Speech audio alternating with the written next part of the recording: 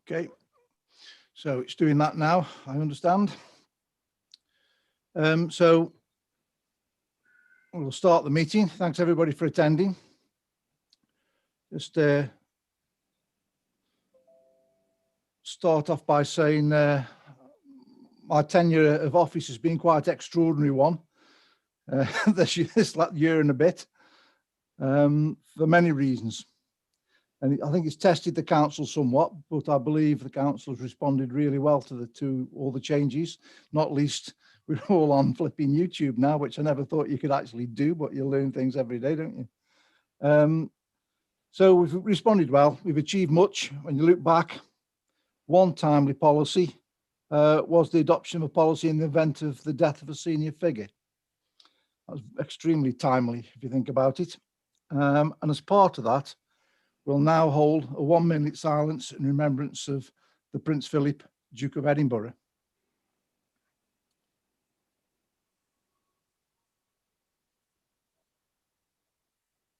I will tell everybody when we've done.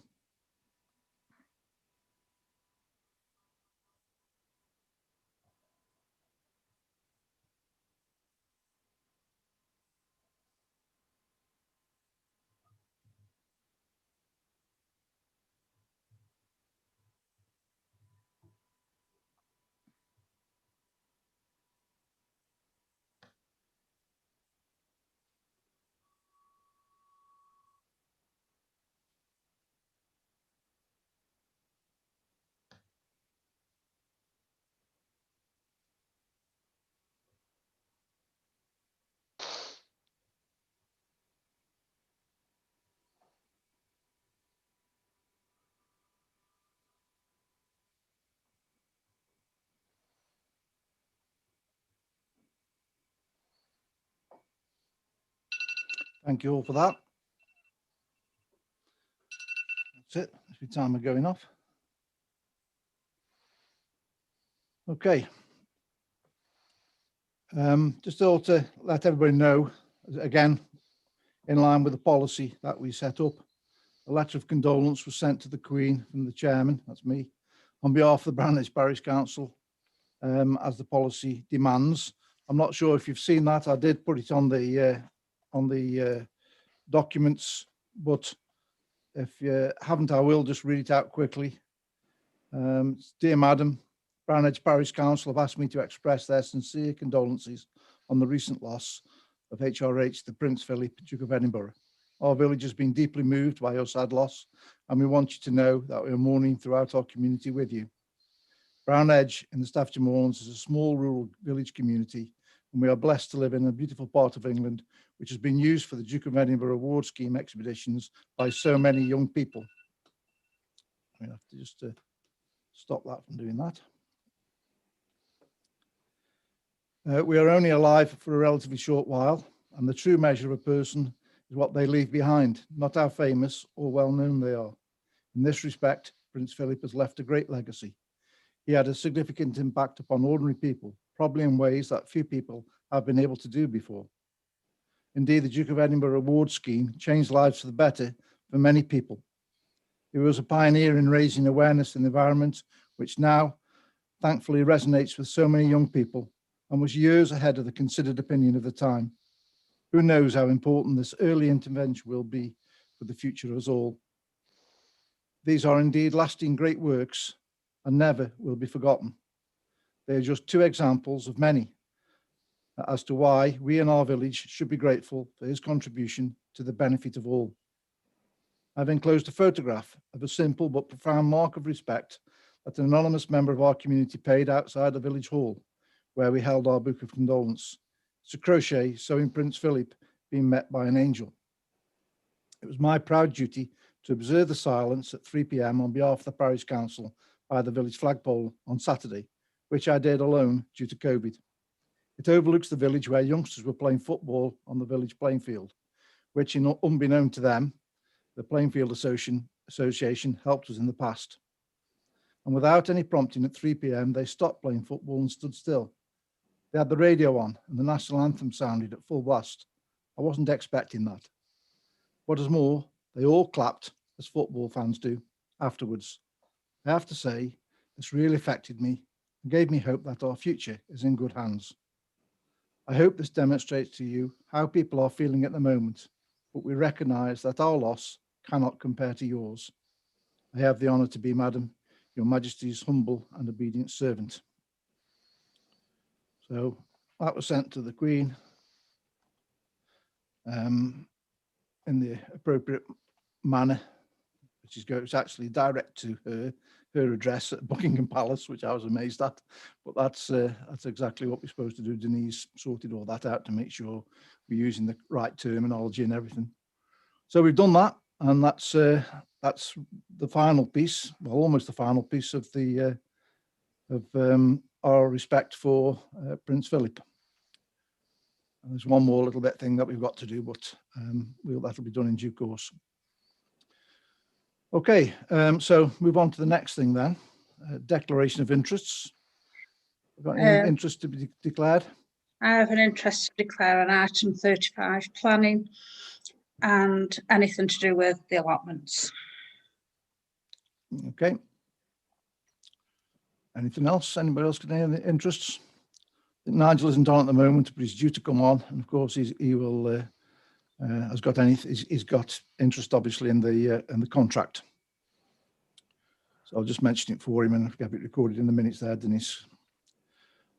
Okay, so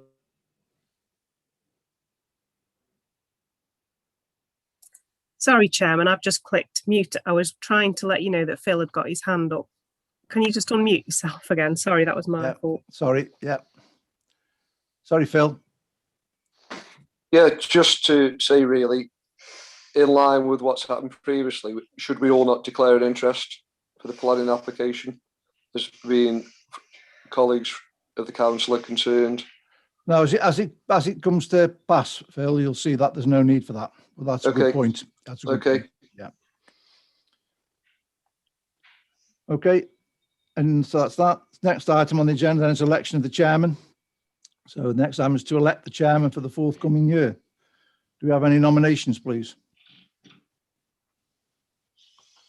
Chairman, can I just mention the apologies as well? Sorry, yeah. I've got some apologies from Linda and from Jane and from Keith.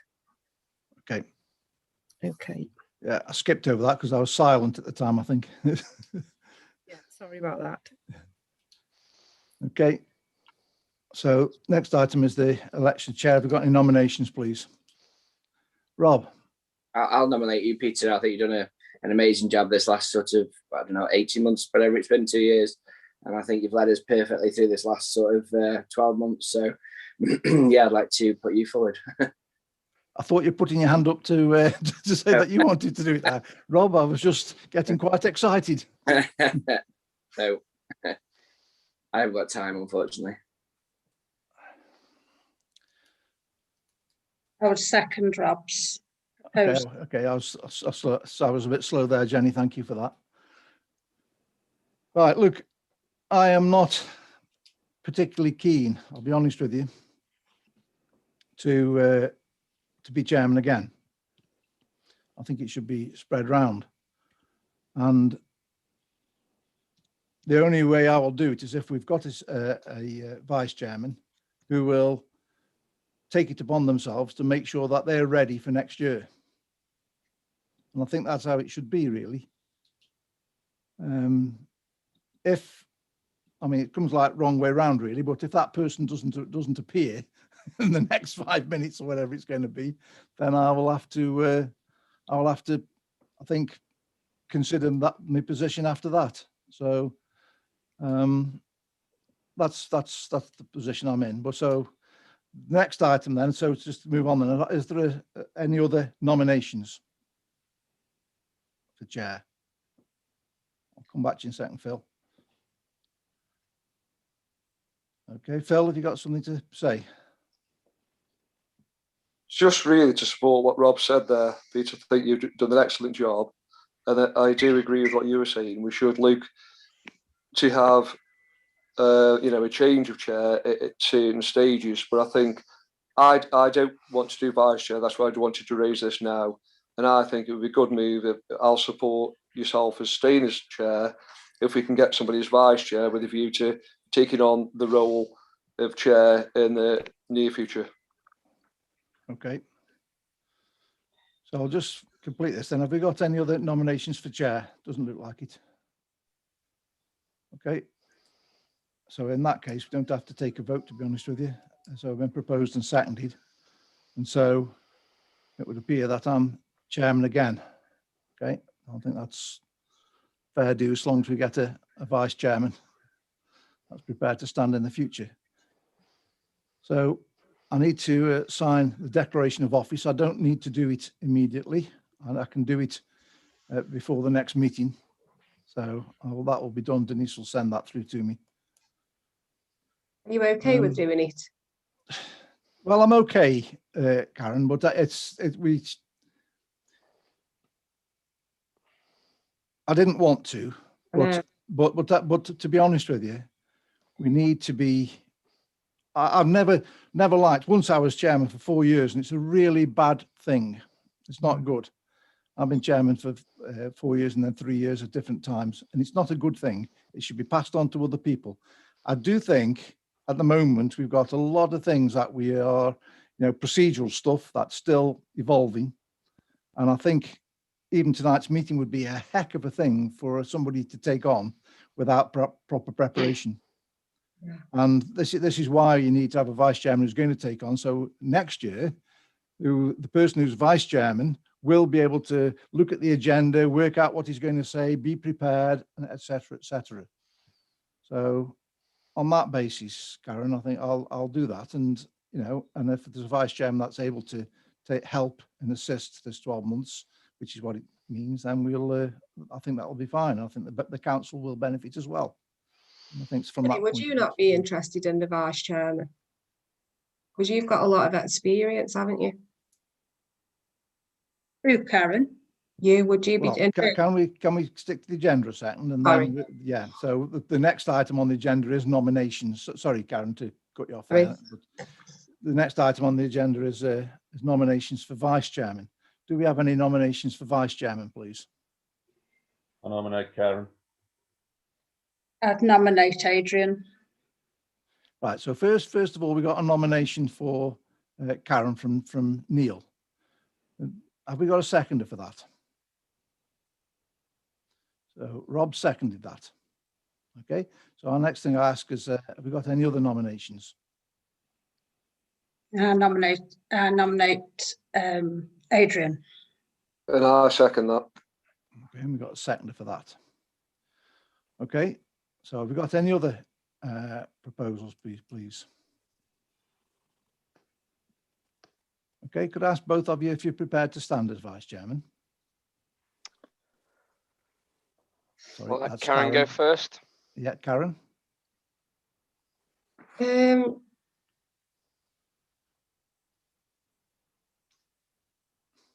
Just want to think about it a bit. Adrian can go first. Okay, Adrian. Okay. Adrian. I was trying to be a gentleman. Yeah, I mean, I'd be happy to stand as vice chairman, Peter. I think at the moment to do anything more than that would be quite early in the parish council journey, but more than willing to try and take an active role to support the chairman as well. Okay.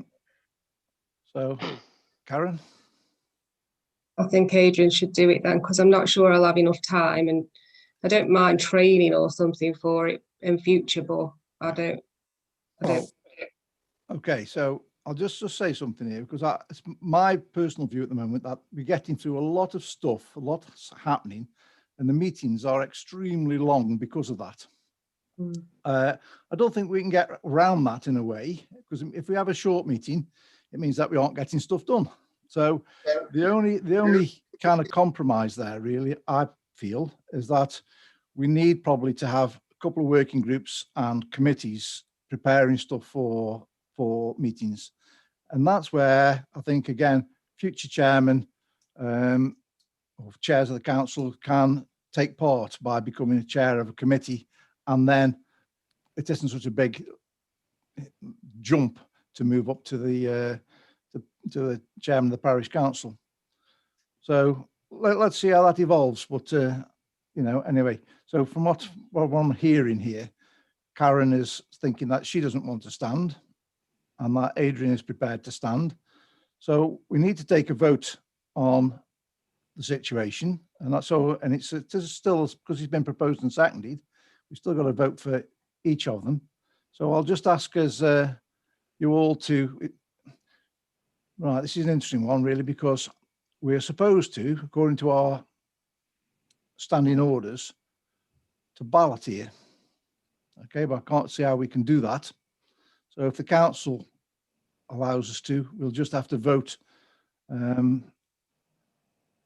directly where everybody can see. So I can't see how we can get around that, really. Neil. Can I remove my proposal? And that gets us round it. Yep. Right, I'll remove my proposal then. It does. Okay, so in that sense then,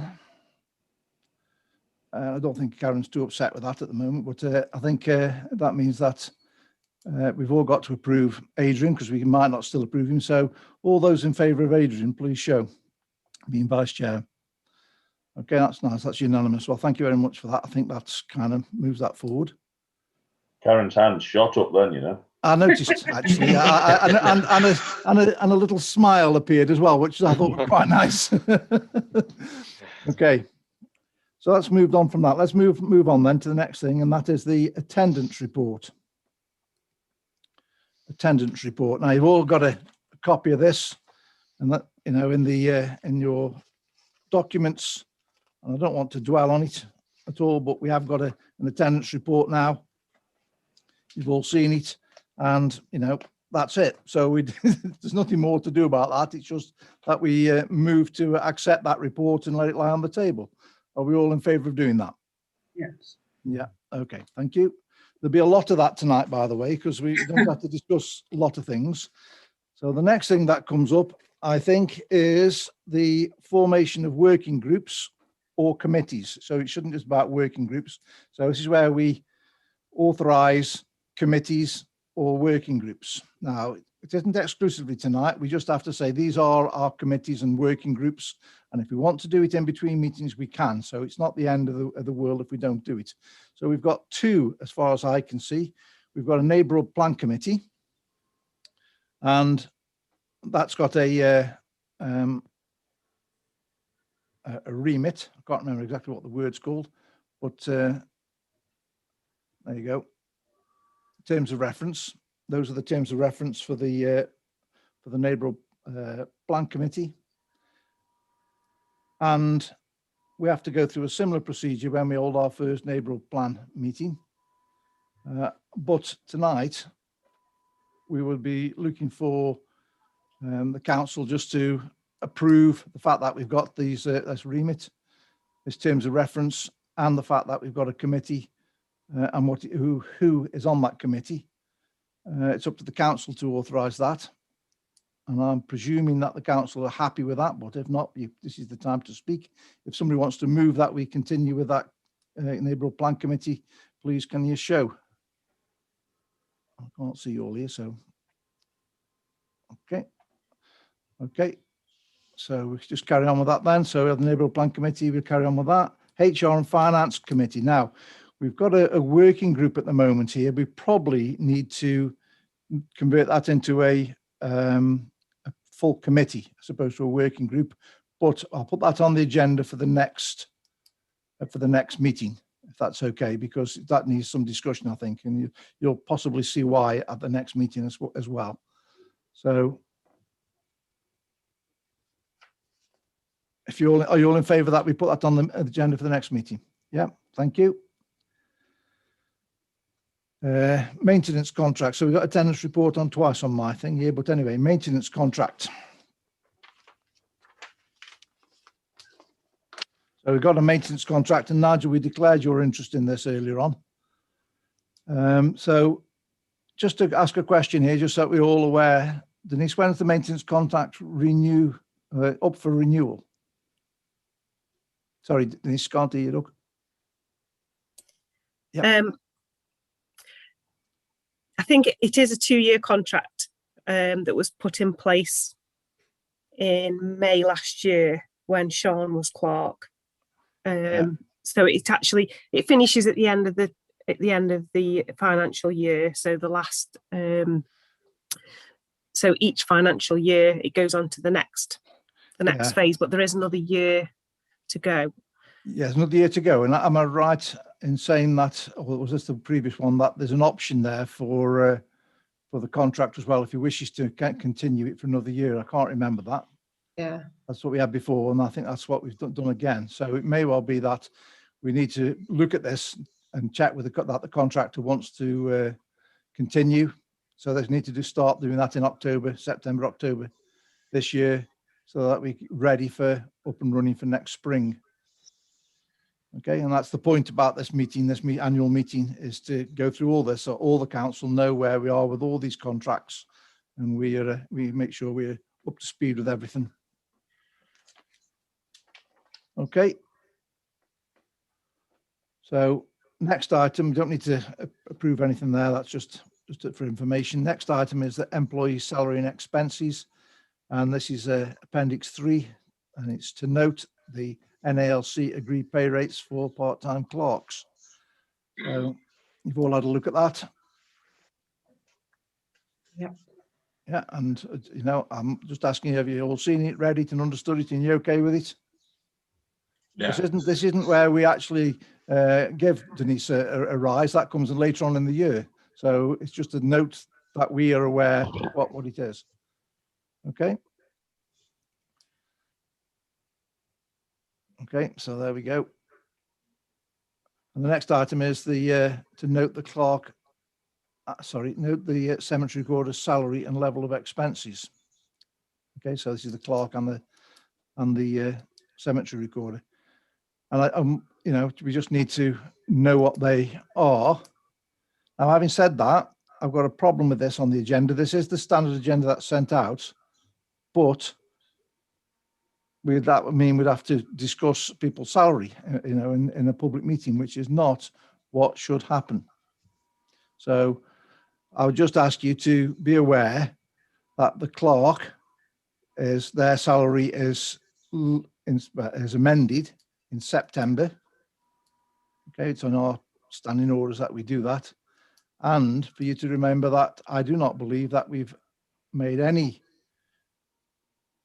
decision this year or last year about the cemetery recorder's salary. Am I right or wrong there? It's Karen? No, we did we gave them both the same pay rise. Yeah. We've already done that earlier on. But that was when was that? September? Around that time, yeah. Okay. We did it as we should have done. Okay, well, if you've done it, then that's fine. You agree, Denise? Yeah, it was discussed in the budget, wasn't it? And at the HR meeting. I haven't actually implemented. No, not until I thought it was at this point that we implemented it. So sorry if I've misunderstood that. So okay. I thought it was from the financial year. Oh, is it? I don't know. I thought it was from then. No, this is why these meetings are really good, because what we do is, the reason why we're doing September, you've got September and October to discuss things, then you put it in the budget, and then that allows it to be paid following this meeting. Yeah. Right. Okay. That's good. So yeah, so we'll need to make sure that we, pay people appropriately. I couldn't remember if we'd done the cemetery recorder. Yeah, we did. But if we have, that's great. Yeah. We actually did it first, didn't we? Okay, good. Okay, the next thing is with Karen, if possible, just to confirm the amount, so we can make sure. Make sure we do it right. Okay, that's good. Please. Next thing is the chairman's allowance, to decide on the level of chairman's expenses for the chairman. Now, as far as I'm aware, I've never known a chairman to take expenses from Brown Edge Parish Council, and this chairman won't either. So that's all I'll say on that. I think there is a fee set aside for it, but there's nothing that, as I know. I've never taken any expenses myself. But it's right that it's in there, that's it. I can't remember what the figure is that we've got in there, but we will have something in there. So the next item then is the playing field, to decide on the charges to the hire of the playing field. Now, this is quite an interesting one. We've never charged anybody ever for use of the playing field, but we are perhaps supposed to. That's why it's in the agenda. This is the agenda set out by the National Association of Local Councils. But we don't have to, and if we decide we're not going to, then that's fine. So we do have to make a decision on that, unfortunately. So we'll need to ask the council what they feel about that. I think it'd be very difficult to actually charge anything when there's a footpath going through it, but still. We actually give them money anyway. Yeah, that's right. And then it's the other way around. Yeah. No charge. No. You can't charge for that. Okay. So what happens? So we just got to remember it. There may be some other organisation that wants to use it. So which, you know, at the moment it's just the when I say just, it's the carnival. But there may be another organisation that wants to use it. Do we still say that's no charge? We've done a case by case situation. Well, we're supposed to publish the charges, you see, Neil. That's the thing. Right. So, Rob? I mean, potentially for a charitable status or a village status, then no, we shouldn't be charging. But are we missing out on a trick on a revenue stream here for potential other exterior company businesses using the field side? So I think it needs to go on an agenda for a different day, this. Okay, so that's fine. We put it on the agenda for next month, and then we'll have a discussion about it there. And hasn't somebody already asked if they can use it? There is somebody that's asked to use it now. Yeah. Yeah, that's a different question, though. That's whether we agree to do that. Whether we charge people is a separate thing, isn't it? Mm-hmm.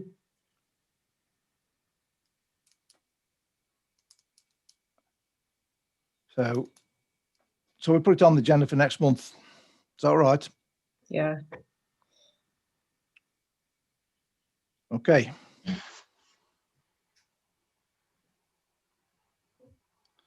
So next thing then, I'm just losing my track here. Cemetery fees.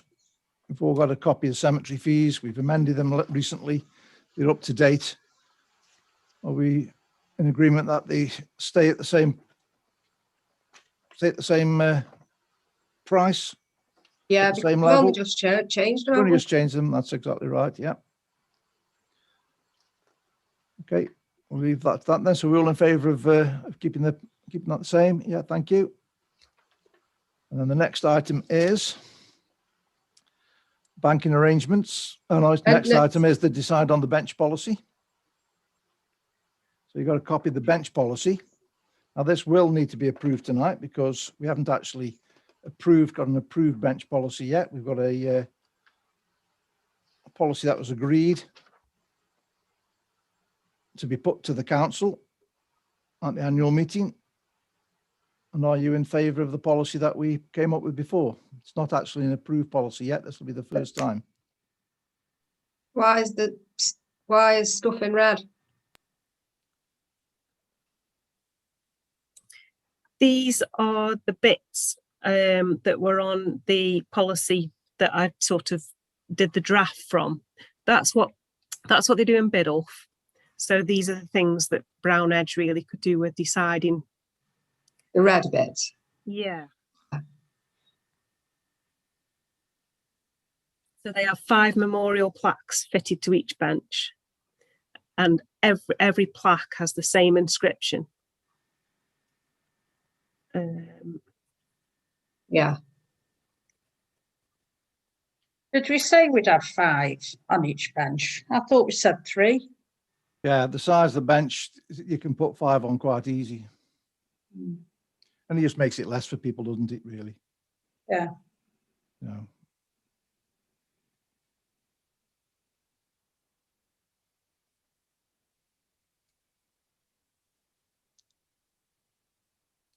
It's a little bit about mementos there, whether or not Brown Edge allow the extra mementos. No. No, they just look at it.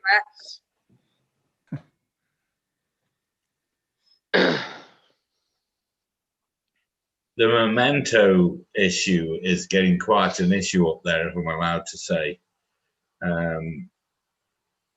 because it's a lawn cemetery. They need to keep within in this policy. I know it's difficult at the moment because we haven't got this on the notice board, which will come along. Well, this has got nothing to do with that, Nigel. We've already got a rules of the cemetery, which aren't displayed because we haven't got a notice board, and the rules say that you aren't allowed to have any. Yeah. Okay. Yeah, this is a separate thing. So can't you put a wreath on at Christmas? Yeah, you can put a wreath on at Christmas. Yeah. Yeah. It just says wreaths in there. Yeah. Yeah. Well, this is on the bench. So, you know. Oh, on the bench. Yeah. Oh, no, you can't put it on a bench. So. Oh, it's, yeah, sorry, it's bench policy. Yeah, this is just the bench policy. Yeah.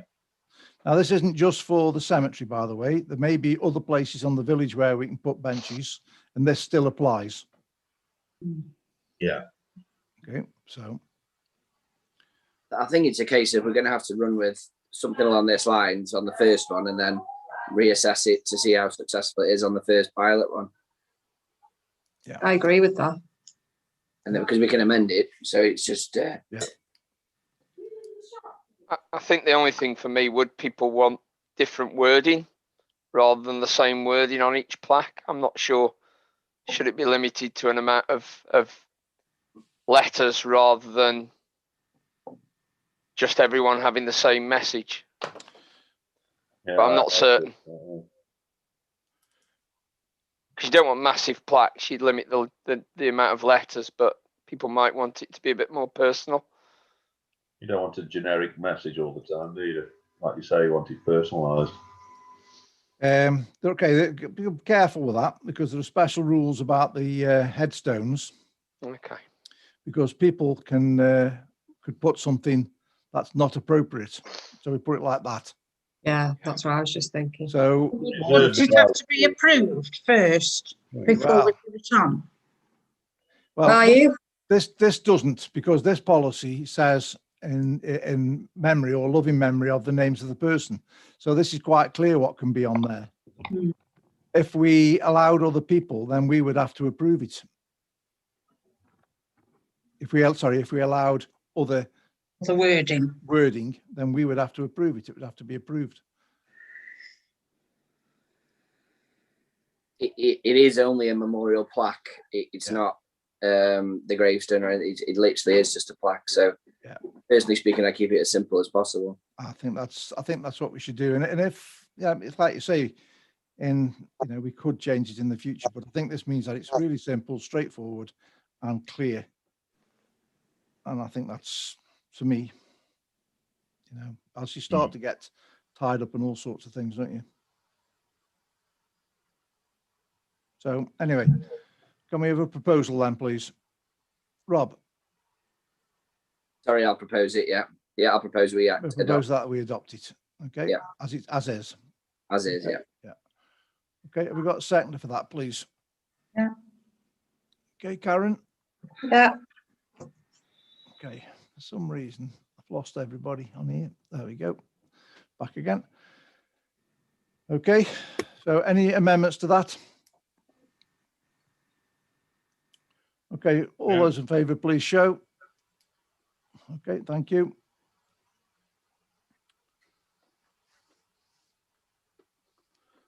Okay, so the next thing is banking arrangements. So what we've got to do is agree to the banking arrangements for the year and to agree to any changes to the nominated signatories. I think it's a bit of an interesting one, this, Denise, isn't it? Yeah, so we've got 3 bank accounts, 2 with NatWest and 1 with the Leek United. So the Leek United one at the moment, Linda is a signatory, and myself and John have obviously got administrator access to that. So they will give us, access to the balances and things like that. But at the moment, we've only got 1 councillor who is actually a signatory. Okay. So that's the first one. And then the NatWest, one of the accounts is the reserve, which is linked to the current anyway. So the signatories are the same for the reserve as the current. And again, I think we've got 4 signatories on there at the moment, and I think Danielle needs to be removed. I think we've still got Danielle on there at the moment. So we've got Jenny, Jane, Linda, and Sarah, I think. Is Sarah, you on, aren't you? I think Sarah's on there. So sorry, I should have written those down. But there is 4. Okay. 4 signatories. So how many signatories do the check have to have? Does it have to have an administrator signature and 2 councillors, say? Yeah, that's right. So there's signing A and signing B. Yeah. So John and I are on A as the admin, and then B, there has to be 2 council authorization on the check. So the 3 signatures on the actual checks. Okay, so that makes sense to me. I can see why we do that, and I can't see any reason why we should change that, really. Obviously, when a councillor ceases to be a councillor, then we need to change that. But that's the principle is 2 administrators and 4 councillors, and 1 of the administrators signs it and 2 of the councillors sign it. I think that's how it's 3 signatories. I think that's quite a good way of doing it. Sorry, Karen, you were going to say something, I think. I thought we were all going to be signatories. Didn't you have everybody's signature?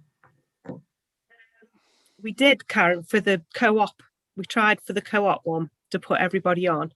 I've spoken to when we were trying to swap to the co-op bank with the business banking switch. So what I've spoken to the NatWest since about whether we could do internet banking. Yeah. And they have said to do that, you can only have four signatories. Right. You can have these admin ones like myself and John. Yeah, and then 4. Actually, yeah. So they limit the amount. I think it's they limit the amount of paperwork, the amount of signatories that are on there. So if you want to proceed with that, we might need to keep it at 4. Yeah. It's easier, isn't it, doing online banking? Yeah, that's what we need. You won't even need the signatories, will you, really? Okay, Neil. If you're talking about the NatWest account, Denise, I've been in and put my signature down, so they've got all my details and stuff. Didn't get transacted at the time. I'm sorry if you had a wasted trip on that occasion. They might do if we apply again to get you on there. They might say, "Oh yes, we've got those details," but they're a bit fussy about. They don't store people's data. So I'm not sure if they will have saved it. Okay. They did send me dialogue saying it was. I might still have the letter somewhere, but saying it was all. Say that you were confirmed as a signatory then. Yeah. Oh right. Okay. I'll check that then. I'll check that information. So are we agreeing that the principle is for any bank accounts or anything like that, we have the same kind of arrangement? Is that the right way? I think it is, isn't it? Yes. Okay. So, and it doesn't matter who the signatories are, to be honest with you. It's just, there's no problem there. So are we asking Denise then to implement this? Yes. Yeah, we are, aren't we? So can we have a seconder for that then, that we implement it exactly as described? Yeah. Okay, so we're all in favour of that. Okay, that's it. That's good. Okay, so that's banking arrangements. Next thing is the asset register, which we've got here somewhere.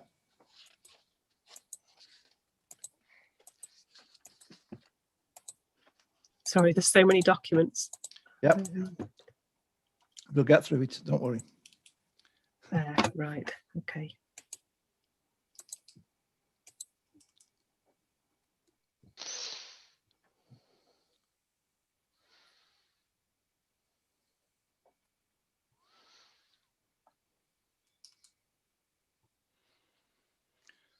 Okay, so those are our assets. Make sure the council is aware of them.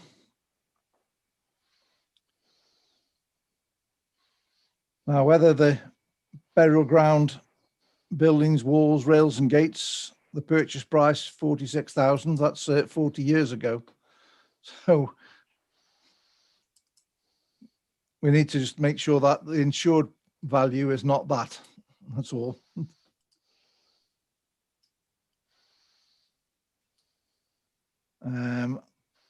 The rest, Are these things depreciated every year? no, don't work like that. I don't think, Karen. It's quite interesting. These are the same things. The only thing that's changed is the playground play equipment, where the purchase price has been put in for the new equipment. You can see like the even land is only down at £1. Yeah. You know, so because we couldn't do anything with it anyway. Because it's just Decoration, yeah, Century Garden, £1. Well, that cost actually a lot more than that to create and do, but they're just nominal amounts, really. I mean, the key thing is that councillors know what we own. That's the reason why we're doing this now. yeah, yeah. You know, and you know, there's some things on here that perhaps you didn't know we owned. It says common land registered in the parish as Marshes Hill, Edgefields Lane Quarry. You may not know that. That's in Endon. No, I didn't. Yeah, Bank End. We've got various lights. There's 5 installed. Those are down Woodside Avenue, because that's a private road, not a public road. And the bush shelter value. If we've got 5 bush shelters, that's quite cheap, isn't it? Where are we? Bush shelter. Because how much is that new bush shelter costing? Yeah, well, I guess that was the price of the bush shelter that when it's installed, which is about 8 years ago, I think. It is around the price, actually, Karen. But he said we've got 5 bush shelters, didn't it, on something I've read? Well, we haven't Got responsibility for 5 bush shelters, it said. Don't know. Don't think we have. No, we've only got 1. I did think that myself, but I couldn't think of the other 4. But we saw some of this documentation, isn't it? Not this one, but something. It says that we're responsible for 5. Yeah, well, we used to be responsible for another bush shelter, but that got taken down. That was at on High Lane. And I can't think of any other bush shelters that we've had at any time. There are perhaps. Are you thinking of lights? We've got 5 lights. No. Is it bus stops? There may be bus stops, but they aren't usually us, are they? I mean, I can't think that we've ever purchased a bus stop. It's usually the bus company that purchased them. Yeah, or the Transport Authority. Yeah. One of the 2. Yeah. So I don't know. Anyway, of the allotment, even the allotment land, and that was purchased at, I mean, I don't know, 50 odd thousand, 60,000 or whatever it was. That's down at £1. So the key thing here really is for people to know what we've got. Yeah. What we're responsible for more than anything else. You know, the value of it isn't that important. Relevant. No. It isn't relevant. We're not going to sell it or anything. Okay, so that's that. So really, just think that document lies on the table, and there's nothing we need to do. It's just for information, really. And it's nice to see that it's actually in Scribe as well now. Denise. I noticed after this had been submitted actually to the auditor, obviously there's been the purchase of the flagpole. Yeah. If you'd like me to add that. Yep, that needs to be put on there. And that come under Bank End? No, Bank End is the land. So we need to put the flagpole on. We probably need to make sure that's on the inventory for the insurance as well, Denise. It is slippy. I don't think people can climb up it very easy, but we never know. Sounds like a challenge, Pete. I know. Okay, so that's just for information, really. The next item is risk register. Now, this is a bit more of an interesting one. which is the risk assessment. So this was a draft that NALC had produced, which actually covers most of the things that a parish council might come across. The only thing that I think needs adding to this now is going to be a COVID section for when we go back to face-to-face meetings, to make sure that we've thought about the COVID issues that the council could face by holding face-to-face meetings. Yep, that has got to be done before we have any face-to-face meetings. That's absolutely right. So this will, you know, we'll have to prepare a risk assessment for that. Can you scroll down, please, Denise?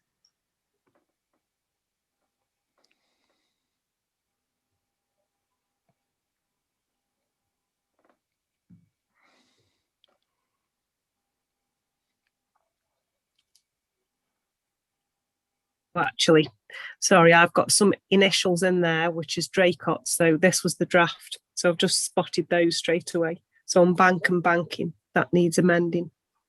Yeah. Okay, so could I suggest then this is brought to the council at the next meeting? I mean, it's been updated for us, and then we'll go through it and approve it, and we will at the next meeting, which I hope will be a face-to-face meeting. It looks like we'll be able to hold a meeting at the village hall, so long as we've done a COVID risk assessment, and so long as we don't exceed the capacity, the COVID secure capacity. So as long as it doesn't turn 100 people turn up, we're okay. Okay.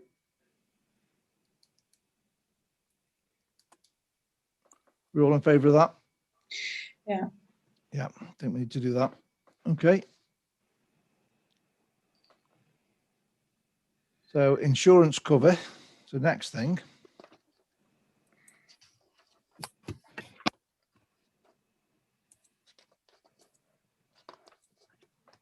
And this is a key thing.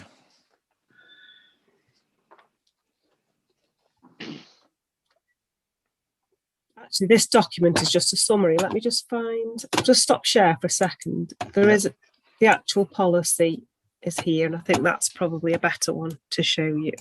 Yeah.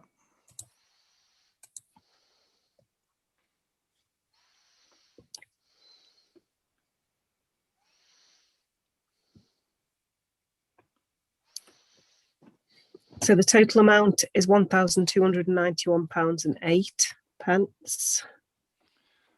So premium, yep. Yeah, premium.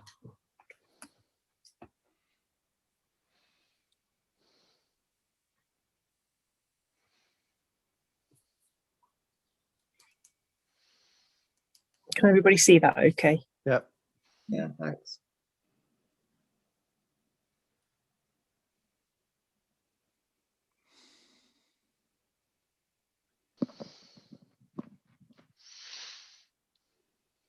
Have they got COVID exemptions in there? Because I've been doing my policies and everybody shied away from the COVID, and they put in a lot of exemptions.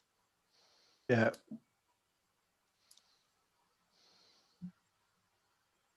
So that's an interesting point, that, Nige, because if we hold a meeting and somebody catches COVID and all that kind of stuff, we've got to make sure that we're, you know, covered. But I don't know whether they will cover you, but I think everybody's run away from it. No, well, I think we need to take advice on from the insurance company about that before the next meeting. Yeah. Which will be not, you know, it'll be a face-to-face meeting if the council, you know, want us to do that. Yeah. But apart from that, it looks like we've actually, it's good cover. Look, reading through this. Yeah.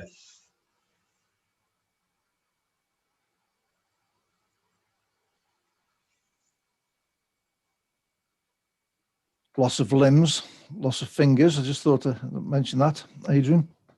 Yeah, we'll not touch on that too much. Okay. Yeah, that's it.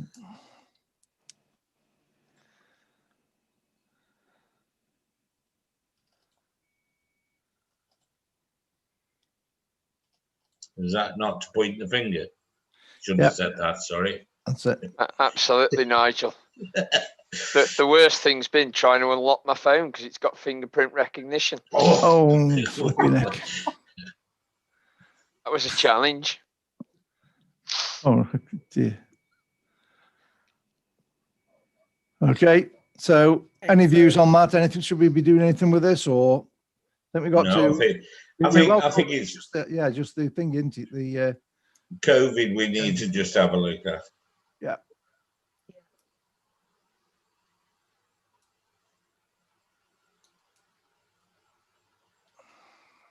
Okay, tree felling and lopping cover, fly tipping cover. Oh, here we go. Here we go. I thought it right. General exclusions, coronavirus. There you go. Yeah.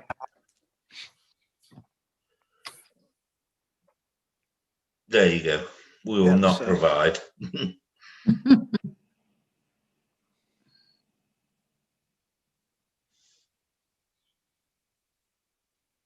So interesting though. Okay, however, this policy exclusion does not apply in respect to the following sections: employer's liability, public and products liability. So if a member of the public turns up and catches COVID as a result of our meeting, then we are covered. Because or if the clerk turns up. Yeah. Okay, so that's good then. Yeah, exactly. Okay.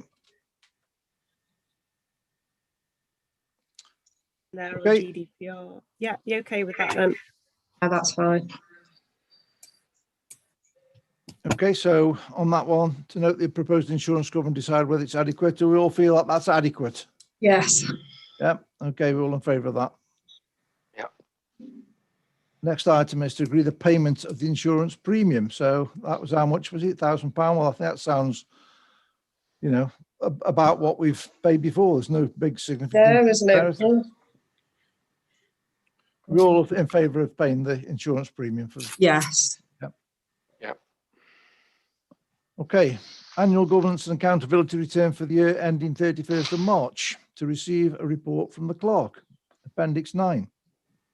Okay, so just a brief report from me really is you've obviously been through quite a rocky year with clerks. You've actually had, in this financial year really, you've had 4 clerks because you didn't have an annual meeting last year. Or did you have an annual meeting? Sorry, No, we didn't. No, we didn't. So since the last annual meeting, you've had 4 clerks, John, Sean, Sue, and then myself. So yeah, just thank you to Karen for helping me set up Scribe. That is now working really well. I've still got to input the budget information so that we then get that. So it's doing its comparisons with the actual money that's going out of the account. So I think by next year's annual meeting, you should have an absolute full report of what went on last year and how it compares with what you spent. At the moment, it's still a little bit, there's bits missing. But yeah, it's beginning to shape up really well as I keep entering more information. It's working really well. And did the AGO have just fall off it? Yes, it did. The only bit that's not fell straight off it, you know, in perfect is the percentage difference, because there was nothing entered for last year. Yeah, you won't. It looks like there's a massive difference. Yeah, so that's something I'd like to have a chat with you about, Karen, if I could, at some point before that's absolutely submitted. I did look. I didn't see anything over 15% on there. I had a look at it earlier. Is there something over 15% on there? No, I've not got to check that part yet. I literally only got this back from the auditor yesterday. It's literally so close to the meeting. So no, I've not actually done that bit. I didn't see any more than 50. I think the highest was 8. Yeah, that's good. So let me share the screen now. Just got to share screen. So I just wanted to point out something that I did do. Karen had set up a cost centre for the grass cutting and tidying. And I've just set up another cost centre for the cemetery grass cutting, which is sort of messed it up slightly, because then it just means your maintenance contract isn't all in one place. So basically, you've got your grass cutting and tidying. Then any additional tasks that were done by N&J services, maybe also in litter picker and lanksman. So if Nigel's done an odd job, which isn't to do with the maintenance contract, I've popped it in that lanksman area, and then we can use that to claim the lanksman grant. Yep. Yeah. Lanksman grant is something we've only actually received £200 in this financial year. So I need to chase them up because we should have received £400. So it could just be that payment is due any time, but it seems as though that has stopped at the moment for some reason. So I need to chase that up with them. Again, with the maintenance and grass cutting, I just wanted to say the 12th maintenance invoice is actually on this month's agenda, so that'll carry on into the next financial year. So again, the full cost of the maintenance contract perhaps isn't as clarified on there as it should be, but we could do a separate report for that if you wanted to actually see that at some point.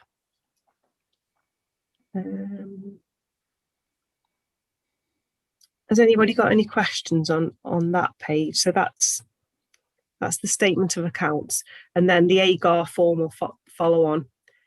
The internal auditor's done a little report as well. Okay, so that's the annual internal audit report. That's the next item then. Yeah.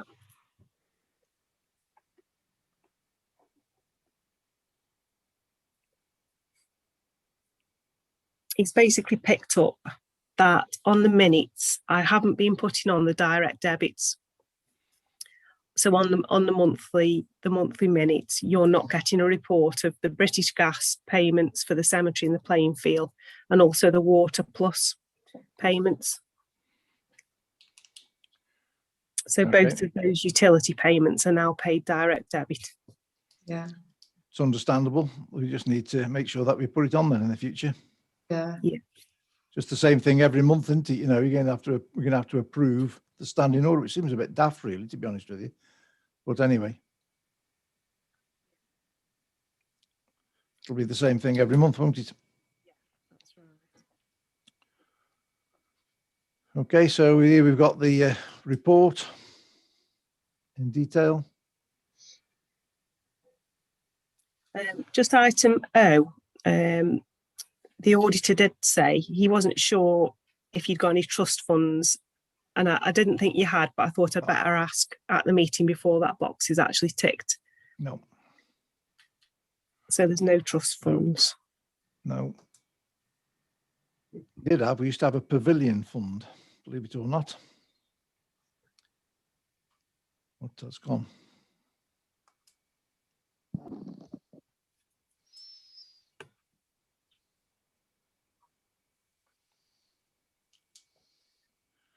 Okay.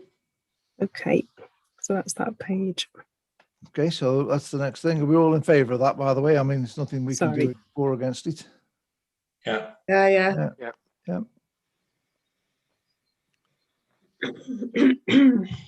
So it's got the statement here. So we need to go through this then, don't we? Yeah. So yeah. First thing then, we've put in place arrangements for effective financial management during the year and for the preparation of the accounting statements. Well, yes, we have. Yeah. Better than we've ever done, really. We maintained our adequate system of internal control, including measures designed to prevent and detect fraud and corruption and review its effectiveness. Yeah, we have. Yeah. We took all reasonable steps to ensure ourselves that there are no matters of actual or potential non-compliance with law, legislation and proper practices that could have a significant financial ability to authorize. Yeah, we've done that. To provide proper opportunity, I can't read it very well here, during the year for the exercise of electors' rights in accordance with the requirements of the accounts. So yes, we've presented this to everybody as we've gone along. Every bill that's been paid. Carry out an assessment of risks. We've just seen that earlier on, the risk assessment. We maintain throughout the year an adequate and effective system of internal audit and the accounting records and control systems. With our scribe, we do that now. We look for appropriate action on all matters raised in reports from internal, external auditors. Okay, so yeah, so that we've just discussed that. The internal auditors raised this thing regarding the standing orders, direct debits, whatever you want to call them. So we need to amend that, so we'll follow that. And then trust funds, no, it's not, we don't have any trust funds. So we've met all the responsibilities there, it's not applicable. Okay, so that's quite straightforward, that. We can sign that off, can't we? Oh, yes, in all the columns. Yeah. Except the last one, which is NA, isn't it? Number 9 is NA, I think. Yeah, it is, yeah. Yeah. So I can sign that. You all approve that? We can sign that off. Yeah. Okay, Yeah. Thank you. Okay, so this is the accounting statement.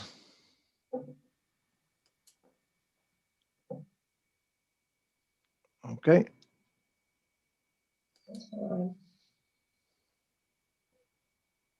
Well, the receipts 26,000. Blimey.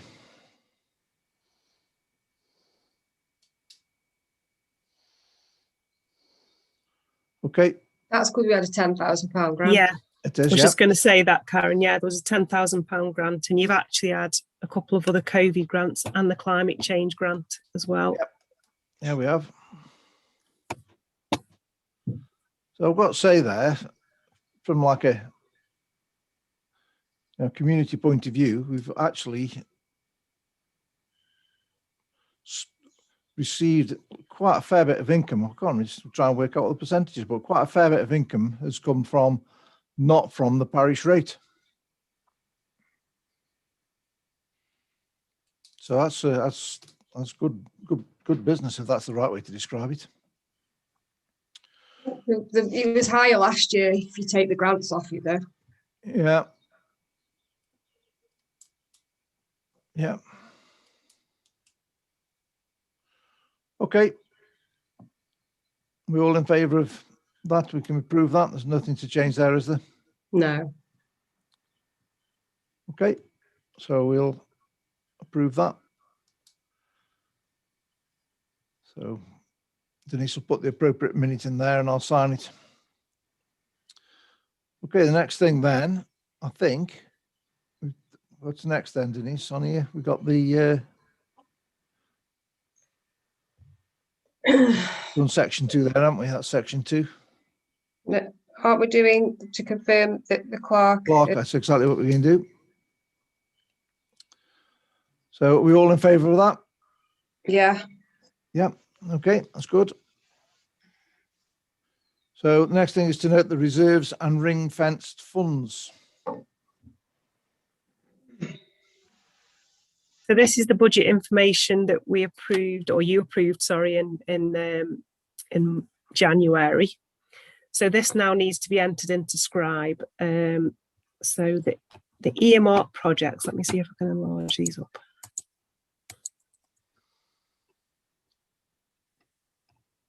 Here at the bottom there with the earmarked.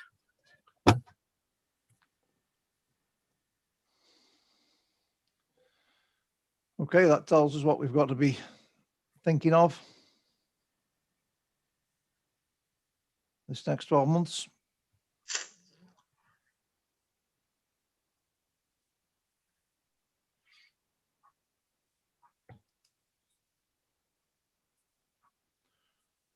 Okay.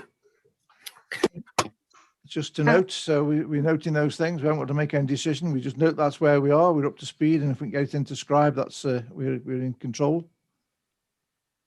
Next thing is to review the council's expenditure incurred under Section 137 of the Local Government Act, or the general power of competence. This is one area that I could do with some training on.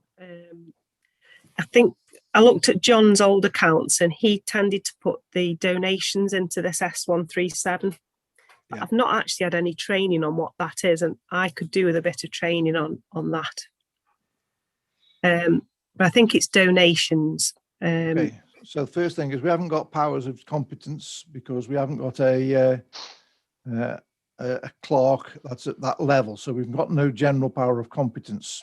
Okay, which is why we're having to use the district council to help us with the Ollybush. But we are allowed to do section 137, and I can't remember exactly what that is, but that's any money that we give to the community. Okay, it's like it when we're giving grants or support for different events or whatever, that's section 137. Yeah. And we can spend, I think, I can't remember exactly what it is, but I think it's up to 14 pence in the pound or something. It's an extraordinarily high number that we don't even come anywhere near. I think we're less than a penny in the pound. So, but yes, what goes in there, it's like when we do if we have the well dressing, the flowers, whatever, anything like that. Or if you remember, if we had a member of the scout team coming and wanting some support for them to go, to America or whatever, that's where this goes. We've got the power, section 137, to support them on that. Okay, there are some things that we haven't got power to do, but we have got power to support individuals or organisations in the community. So charitable giving is one way of describing that, Denise, but it isn't exactly the right way of describing it, if you know what I mean. Yeah. So I do admit that I need to do some training on that. Okay.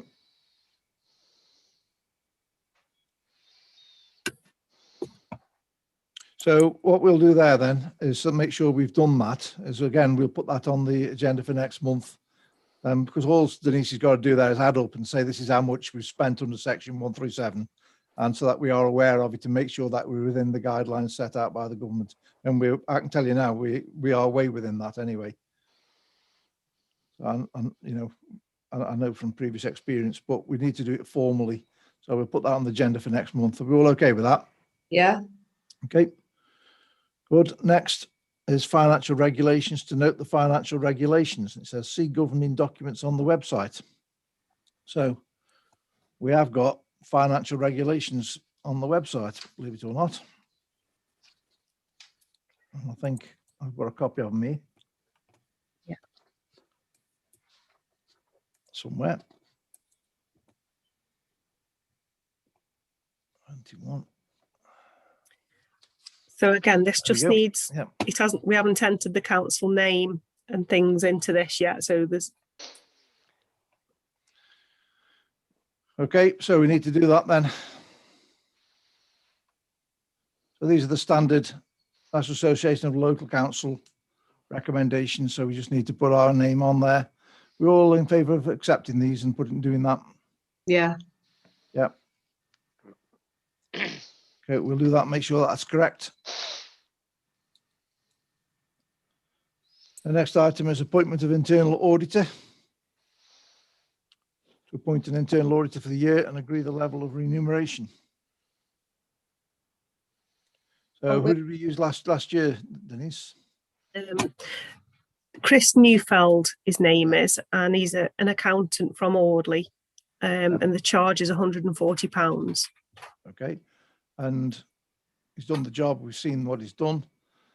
Are we all in favour that we just use him again? Yeah. Yeah. Okay, we'll do that. I presume he wants to. Anyway, I don't know, but anyway. Next thing is budget details for the financial year. To note the agreed budget for the financial year. I thought we did that earlier. We did. Yep. So we just make sure that goes into scribe there. Standing orders to consider the need for additions or amendments to. See governing documents on the website. Standing orders. We've only just updated the standing orders, so I presume they're still fine and dandy, unless anybody's got anything that they want to raise. If they want to raise it, then they should do so, give notice to the council meeting. We can't do it tonight anyway, because you have to have notice to change standing orders. So if anybody in the future feels standing orders should be changed in any way, could they put it forward as a proposition for a future discussion? Other than that, we've got them and they're working. Next thing is the code of conduct. So just one thing on the code of conduct. There is a new code of conduct that's been, you may well have seen, circulated with the various bits that come out from local councils. It is, having read that information, it is extremely likely that the government is going to issue its own new code of conduct within the next 3 months or 4 months, the next quarter anyway, so that's 3 months. So I propose that we keep our code of conduct exactly as it is at the moment, and then when the new government one comes out, then we can, change over to that then. There's no reason why we need to change. It's, there's no logic for it, to be honest with you. We may as well change when we've got to change altogether. Transparency code, we've got that. I can't see any requirement to amend that. No. So unless someone's got some particular things, got a media policy, a social media policy, and the death of a senior figure policy. Are we all in favour that we, I'll just let Sarah in, she's obviously dropped off. We're all in favour of it, just putting them on block as renewing the documents. Yep. Okay, thank you. Says review next is the council subscription of other bodies. Staffordshire Parish Council Association and Information Commissioners are the only two bodies that we actually pay anything to. The Information Commissioner's Office is a legal requirement, so we can't get out of that one. Anyway, and the Staffordshire Parish Council Association, are we all in favour that we renew that? We couldn't have got through this last year and a bit without them, actually, to be honest with you. So we really do need to subscribe there. We're all in favour. Yeah. Yeah. And I wanted to mention, you are members of the Allotment Association, which I had missed off that list. So I don't know if that comes under as professional. Well, it's a review of council subscriptions to other bodies. I think that does come under there, and we ought to add, have that identified that we are members of that association. And also, we've just subscribed to that local council's qualification, which I hadn't added to that list. Is it LC? Sorry, the qualification, the bronze, gold, bronze, silver, right. Gold. Yeah. Sorry, so at the moment we've just paid the subscription to that, but at the moment we've not actually progressed with that at all. So that's something that I can do now that all this paperwork's done. We just need to add that to our list of things that we subscribe to, don't we?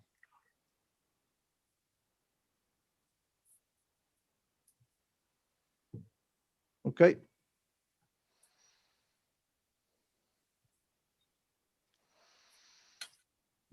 So item 24, council's complaints procedure. Now, we have got complaints. There's different levels of complaints. There's complaints about about councillors, complaints about the council, and complaints about the community. So there's different types of complaints going on here. Some of them are contained in our standing orders, how we deal with that, and some of them are are in the not just standing orders, the code of conduct. So what I suggest that we do, we're supposed to have a complaints procedure and we haven't got one. So this is another process that we need to go through to, to define what our complaints procedure is. So could I suggest that we put it on the agenda for a future meeting to discuss? Is this complaints against us or us complaining? There's different levels. There's complaints against us as individual councillors. There's complaints against the council, the way the council behaves, and there's complaints about how the community operates. People might want to say, oh, there's a complaint, like we had the other week. Okay, there was I shan't mention what it was because we had to take it under confidential, but for example, there's a footpath blocked. That's not a complaint against the council, but it's a complaint that the council deals with, or, etc. So we have to, and part of that might be, and councillors should have noticed that, etc. So that comes into, the complaints against the council or councillors. So we need to have a policy which we can adopt, which is written up so that people can see how they make complaints against us if necessary, or any of those 3 scenarios. We haven't got that. They usually get in touch with me and complain direct. And I think that's what I'll put the policy should be. Right? Neil Hargreaves. Neil Hargreaves. That's perfectly Continually acceptable. get in touch with me. Yeah. But we need to have a proper written procedure so that we've got it. So we can come up with that. We'll have a look, see what other councils done, and we'll come forward at the next meeting with some kind of, concept of what we've got to have, really. We're all in favour of that? Yeah. Yeah, it's quite straightforward, isn't it? Okay, what we've got on next? Okay, so the next thing is determining the dates and time of ordinary meetings of the council and including the next annual meeting of the council. So this is set in our standing orders. So the dates of the meetings are set in standing order. So we, if we want to change, then we can do that, but we'd have to change the standing orders. So Karen. Can we possibly change it to 7 o'clock? Yeah, there's no reason why not, as far as I'm concerned. 10 o'clock's quite late to finish, and then you're all hyped up about the meeting, and then you can't go sleep, and then you've got to go work the next day, and it's just too late. Okay, so if everybody's in favour of that, we can change the standing orders. Okay, so to do that, we'll have to put that on the agenda as a proposal at the next month's meeting. Okay, but we can, doesn't mean so we can change that if it suits. So I mean, we haven't got to wait, have a meeting at 7:30 next month. It can be at 7 next month. We don't have to, but it's just, we are allowed to vary it according to situations, but the standing orders do stipulate when we can have meetings, which is like guidance. So we'll bring that up at the next meeting. Okay. Okay, so that's good. So the next item is review the agenda format for all meetings. So again, that's an item that's set out in standing orders and follows the National Association of Local Councils. But does anybody feel that we should change that? We can do that. I do. I think that the planning applications could possibly be sought earlier, because if we ever ran over, we wouldn't be able to answer them, would we? And we might run out of time. Yeah, the reason why we've got them at the end is because there are members of the who attend who prefer not to attend during planning. So if we've got so anybody who's on the planning committee, for example, such as Linda, and of course, what's his name, our county councillor, who's district councillor as well, Keith, he doesn't attend. He goes before the planning comes on. And he would, so what that does is that kind of excludes them from anything else. That's the reason why it's on at the end. Yeah, but I feel like sometimes you have quite a debate there, and it's right at the end of the meeting, and it runs over sometimes. So I just think I don't know, it's up to everybody, but from my point of view, I just think that we could move it further up the meeting. Okay. Can we put that on the? Can we put that on the agenda for next time? Yeah, we need to discuss that. Yeah, I think we can do that. No problems at all. Okay. Right. Yeah, thanks. So next thing is parishioners' concerns. Have we got any concerns from parishioners? So the good parishioners we've got in at the moment are Phil Beresford, and I don't know who's Lenovo. Nigel Lenovo, yeah, okay. So just like ask Phil, have you got any concerns for the council, Phil? No. Can you hear me now? Yeah, can hear you now, Phil, yeah. Sorry, yeah, thanks for asking, but no concerns, thank you. Okay. All right, no worries. Okay, so no parishioners' concerns. So the next thing then is approval of the minutes of the previous meeting. So you had a copy of them. Are we all in favour that they're a true and correct record, and can I sign them, please? Yeah. Yeah, Niels, yeah, and Karen. Okay, thank you. Are you all in favour of that? I can see a number of people who proposed and seconded, so we'll do that and I'll get them signed. Okay, so next item is matters arising from previous minutes to discuss improving the embankment at the junction of Breach Road and High Lane. So hopefully you've all seen what's going on there. And have we got any proposals on what we should do?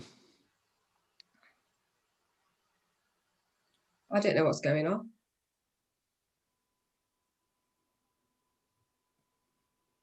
Okay, at the last meeting, it was brought to the attention of the council that the road was being damaged, across Breach Road was being damaged because the vehicles were going over onto the curb, off the curb onto the grass. And right, I'm not on both sides. One side are actually parking vehicles on there on the grass. Okay. I've had a look at it, Peter, and it does look a mess. It's terrible, isn't it? And it looks like there's one particular car, and that car parks on grass verges elsewhere, actually, as well on the corner. But then it looks like vehicles are cutting inside that corner. I just wonder, in general, with grass verges around the village, I know we've put the flower pots in some places, but whether to prevent this, some of the posts that similar to those that were put in up at Marshes Hill could be used, whether that would be a deterrent.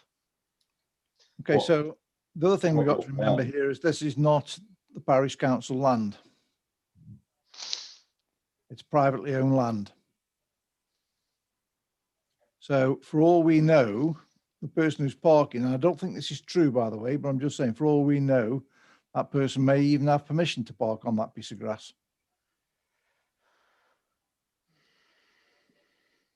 Can we put signs on to say, please don't park on the grass? We try to keep it tidy. I don't know. And I think the other thing is it's almost physically impossible not to get round there with the van without going on. Yeah, I know. The real solution surely has got to be some kind of realignment to this entrance here, because the road's just so narrow. It's just blooming. And if somebody parks on the blooming, even on the footpath, you still can't get past. So would you make the road wider? Yeah, well, that's what was needed to happen. So that's a county job, is it? It is a county job there. Privately owned, isn't it? That bit of land. So. Pardon? That bit of land privately owned. Oh, is it? Yeah. Yeah. Which Keith's just entering the meeting now. Yeah. Okay. I mean, there is precedent on the village for just claiming land willy-nilly. So if you just want to claim for it, fence it off. This is actually true, Neil. The way for us to claim that would be just put a fence there. I'll nip out now. I'll just stick something up and I'll be back in 5 minutes. Claimed. But I get to name it. Yes. What's it going to be called? Dalglish? Hargreaves Corner. Anfield South. Yeah. So, don't know. Very difficult on this. I think we need to.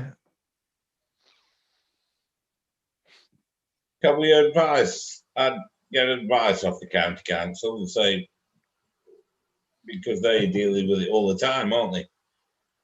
With land that doesn't belong and what we can do with the highway and this, that, and the other. Okay. I think actually that would be quite helpful if Keith could arrange, if our county councillor Right, Keith. could Yeah, I I'll get you in there. I've got a certain election between me and reality next week. So if a county councillor, of which I am the candidate for at the moment and the sitting incumbent. Yes. Yeah. So if our county councillor who would be able to arrange a meeting with our, I can't remember his name was anyway, Dave, whatever his name is, arrange a meeting with him from the county, then I think then we'd be able to come up with some ideas what we could do. I think we're going to end up here having to set back the curb. So make the piece of ground smaller. And I know we don't own the ground, but I still think that's the only way we're going to solve We've maintained it for a while. Yeah, we've maintained it, but I've been, strangely enough, I've been looking at this from other piece of ground that's on the village, and you can maintain it for 12 years, and that gives you right to claim it, but only if you've got adverse. It's called adverse possession. Adverse possession means you're keeping people out. Yes. That's what adverse possession means, and we aren't keeping people out, so we can't claim adverse possession. So I think this is one of those things where I'm not sure how much it's going to be to put set curbs back, but it isn't going to be cheap. But that's the real answer here. We can certainly start it as a DHP project underneath the highways working group and see which way it goes. Yeah, I think that's what we need to do. That's what I would do, and then look at practical realities of it. Everything you do has to go through some sort of legal process as well, a bit like planning. Yeah. Which took, if you remember the Clay Lake thing, took 2.5 years to eventually get round to where we wanted it to get to. Yeah. So curbs should be a little bit quicker than that. And if there's health and safety, if anyone's got any examples of hazard in relation to what you're requesting, that would also be helpful. Yes. So okay, so I think we need to, I haven't got a clue what I'm talking about, but there you go. That's well, Keith, if you are the county council, I think the first stage would be to acquaint you of the actual issues, and then we could use your expertise to point us in the right direction for a solution. Thank you. I will do my best. That's very good. One way of dealing with it actually is to put a blooming great big pile of soil there.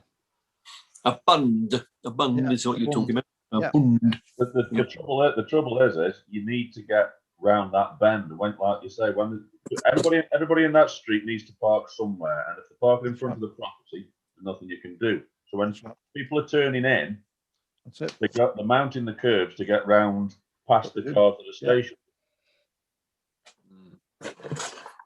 Yeah. Okay. I mean, yeah. Anyway, I think the first thing is to have a meeting with our county council at the time and see what we can do with that. Are we all in favour that we do that? Yeah. The difficult one, this really is. Yeah. Okay. Yeah, you haven't got me on the case yet. No, not yet. We'll see it. I'll probably come back to the next meeting and go, ooh. Yeah. if I'm elected tomorrow, sorry. Exactly. Okay, the next thing then is Sandy Lane Junction Survey, Hilltop Traffic, Breach Road Improvements, Spring Crescent and Speeding Working Group formation to meet with Staffordshire Safety Roads Partnership Officer. Okay, so how would we want to take that, I think?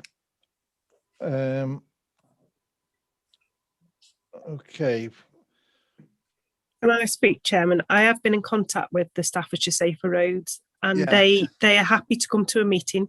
Yeah. And I explained that we don't know yet whether it'll be a virtual meeting or a face-to-face. I think she'd prefer virtual because she's over in Stafford direction. So I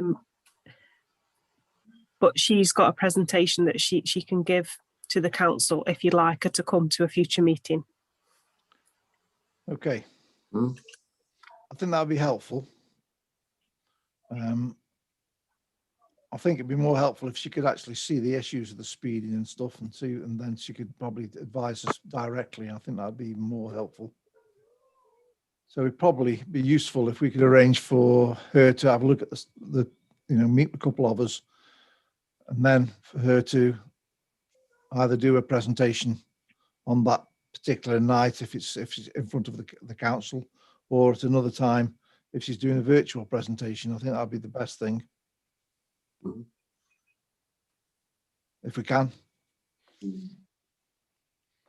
So we ought to take up that offer anyway. So are we all in favour of that? We do that one form or another, engage with them in one way or another. Yeah, we're all in favour of that. Yeah, we'll do that then. So there's only another issue, and that is the hilltop traffic, but we'll take that under the correspondence, as we'll see in a minute. We've got some correspondence regarding that. Breach Road, we've just been talking about that. Okay, Springfield Crescent. Right, so the thing about Springfield Crescent is we've got somebody driving over it. And that is being maintained by the SMDC. So I don't know how we deal with that. Whether it's an SMDC issue. And I don't know if we've written to them about that specifically, Denise, have we? Not yet. It was only brought up at the end of the last meeting, so it's not actually been. Okay, so we'll ask Denise to write to the SMDC about Spring Crescent and the driving across the service there. I don't know what they could do about that either, really, to be perfectly frank, but they need to be aware of it anyway, don't they? It's making it a problem for them when they're cutting the grass. So, okay, so we'll write to them. Excuse me, Chair. I've just had my hand up. I don't know if you can see. Okay, sorry, beg your pardon. I can't actually see that. So, Joe, no, I had my hand up for the previous item as well, but I don't. Beg your pardon, Joe. Beg your pardon. I couldn't see you onto one side of my screen here. No, it's absolutely fine, Chair. So just regarding Spring Crescent, I have actually spoken to a few of the residents there about this issue when I was actually up at the allotments with Jenny, and they were saying that, you know, it's obviously a massive problem. You've got loads of cars parking on the grass verge there, and it's caused them a lot of problems over the years. We were discussing the idea of whether to do some tree planting or plant an orchard actually on Spring Crescent, as well as a potential idea to try and stop some of the cars from parking there, and possibly, we also discussed the idea of having some wooden bollards, like Adrian was suggesting for the other place. You could have some wooden bollards around the edge, but the problem is a lot of the houses on Spring Crescent, they have very limited parking, so there's a lot of mixed views apparently amongst a lot of the residents. And what they said to me was that if we were to install bollards or we were to plant some trees on the land, that they would be grateful if the residents could be balloted first, so that it's got their consent, which I thought was an interesting idea, because, I mean, obviously it's great if you can get the residents on board with it so that everyone complies with it, hopefully. But yeah, I mean, I think whatever we do with that, I think it would be wise to try and speak to the residents and involve them if possible, because I think they would appreciate it. But I have let our district council officers know about it already, and they are looking into it. Okay, thanks, Joe. I appreciate that. I can see why some of the residents might think you need to involve everybody in that, especially with what's happened recently with the firearm situation around there, those of you that know about it. So that's a bit of an interesting one, that's all I'll say.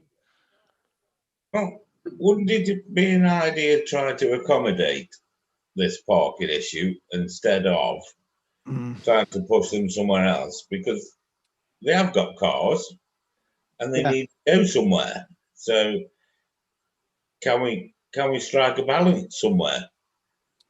Can we allow some parking and some green space so that we're not spoiling the green space? you know, there's got to be a balance somewhere, isn't there? Yep. They get parked somewhere, aren't they? Yeah. And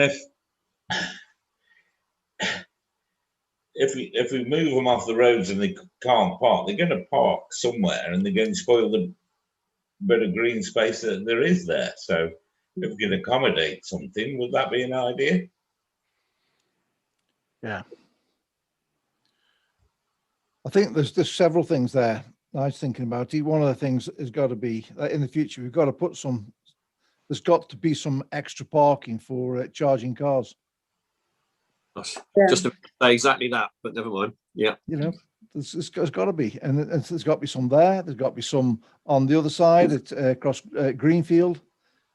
You know, so we've got to find a way of accommodating this to the end of the next 10 years. We can't just keep pushing them off and putting bollards and trees. They've got to go somewhere. Yeah, Keith. I just wanted to.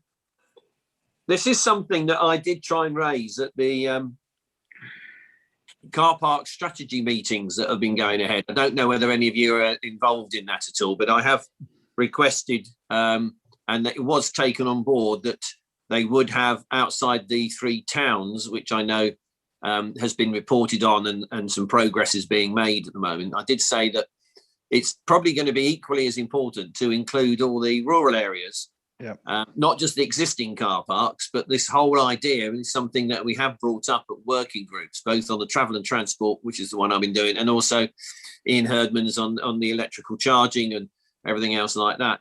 And it has been brought up in bid-off meetings and everything along those lines about terraced housing and how that's all going to work in the future, where people are going to park to charge cars. So there's quite a lot to answer. I do think that probably, although parish councils could be consulted and everything else like that, it's going to have to be some major funding coming down from above to be able to try and plan. And it's almost like the neighbourhood plan was going to be part of the whole process. And I still think that you'll end up with green elements within your strategy as a village. Yeah. And it's important that all that is grouped together, so that what you're not going to end up doing, hopefully, is beating the same path time and time and time and time again. Yeah. And I think it's something that does need to be coordinated far better than it is at the moment. And there's no reason why Brown Edge couldn't lead the way, but I've had talks with Paul as well in planning and the new chair of the Moorlands. And so all that is something that I'm hoping that the Parish Assembly will also take on board. But we do need far better input into the whole process at the moment. And I think some of the solutions that might be found in the countryside would also help some of the towns as well. Yeah. But there's no reason why Staffordshire Moorland or even the county council can't lead on this, and I hope they will. Should we be writing to Julia Jessel? Hold on, Julia Jessel until tonight or tomorrow. Yeah. I don't know how it works when he gets the election, but yes, whoever's the cabinet lead and also community lead. I think it's a mixture of both. Yeah. Because you can't. It's no good having the sword of Damocles and just say it's going to go there whether you like it or not. You know. No, that's right. It's got to be based on community benefit and be community need. You know. Yes. Yeah. Anyway, I'll shut up there. I'm going to write a book. I'm sure Adrian's got 10 times more to add to this than I have. But anyway, thanks. Cheers. Yeah. I was wondering if we should be approaching the whoever's at this early stage. There are going to be other communities that are in the same situation. Should we be writing to them saying we've got this particular problem? I'm sure you're aware of it, and it's obviously much worse in towns, but it still applies to villages. And just make you aware of the situation. So when you're planning in the future, can you think of our communities? Adrian. Yeah, just to come back to the piece around EV charging. Yeah. What might be worthwhile doing as a village at this early stage is getting a very quick desktop survey done, because that will tell you where you've got surplus power and at which transformers you may have surplus power. And that might actually tell you where your charging hubs are going to be best suited, and therefore lead you to providing parking in those spaces. So ultimately, you know, when you're looking at putting EV charging into any town or city, you know, just 100 yards down the road either way can mean a huge difference in a connection cost. So it might be worthwhile getting someone engaged in that. The other element is that a lot of towns and cities now are talking about reducing parking spaces to encourage people back onto public transport. So, you know, what are we trying to aim to do in the future? Are we trying to encourage people to make a move to sustainable public transport, or are we going to encourage more ownership of private cars? So it's just to put that into the mix, really. Yeah. Okay. Interested. Yeah. Yeah. So it's a wide issue, this. I mean, we think it's just us with a piece of ground at Springfield, but it's obviously a much bigger situation and a much bigger topic. I mean, just to very quickly add, Chair, at the District Council, we are at the moment, you know, looking into government grants for, you know, the whole EV charging point infrastructure, because obviously there are a lot of government grants out there at the moment. And, you know, in our case, we're going to be installing them across all our District Council car parks. Now that the car parking strategy is out and is being developed, we can now start to do that, because we were waiting for the strategy to happen before we looked into all that properly. But obviously what we want to do as well is obviously support rural communities with it, because I've had quite a few colleagues, you know, say to me that, you know, the rural areas need to be prioritised, not just the towns. And those people who say that are absolutely spot on. And, you know, what we need is we need private companies coming in and sponsoring these charging points and working with the councils on it. That's what we ideally want. But, you know, what Adrian said is absolutely spot on. We need to be doing surveys to assess, you know, where is that surplus power, and also where is the need greatest for these charging points. You know, it's all well and good putting them in different places, but they need to be in the right places where there's going to be demand. Yeah. Okay, so just a point there, Joe. Perhaps you could tell me who is the chair of the car parking strategy? I think it's Councillor Aberley, I think, or yeah, I think it is, yeah. Or is it? I mean, Keith, do you know? No, it's one of the officers. They tend to take the lead at the 2 meetings I've attended so far. Or was it one? I can't remember. That was one of the officers that took the lead. It was more of a reporting process more than anything else, back to the officers and what they've done. So, but you're right, Joe. It needs to be taken under some or wing somewhere of one of the cabinet members, to be honest. The car, I think car park, is it SAV car parks, like toilets? No, it's not. It's actually Edwin. It's Councillor Wayne. Oh, right. Obviously, great. The thing is with this is that obviously it cuts across, you know, different portfolios, but it does sit with Councillor Wayne more than anybody. Okay. Okay. Right. Okay. Can't say anything there. Right. All I'm trying to do is trying to identify somebody in the moorlands that we should be writing to say we've got issues as well with this, and just to be aware of it. And I don't know who that would be, Joe. Whether that's an official or it'd be Joe. Well, I mean, you can obviously write to me about it. I don't mind. Well, let's do that. Let's do that, because let's do that, and then you know, you can find out who the heck the letter's going to be passed on to. Well, and then also write it to Julia Jessel. If you can get it done by tomorrow, you can still head her up on the county. I mean, right to me and Julia, right to both of us. Because they both came to the parish assembly. There's no reason why you can't write to both. That seems to work quite well. Yeah. Okay, we'll do that then. Are you all in favour of doing that?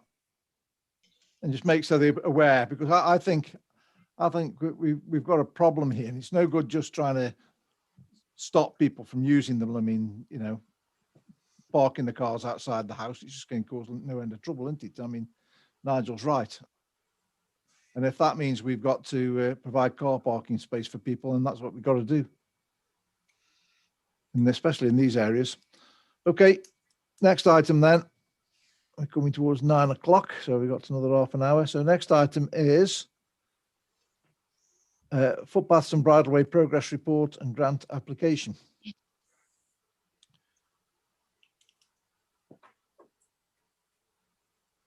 We got something for us there, Denise? Yeah.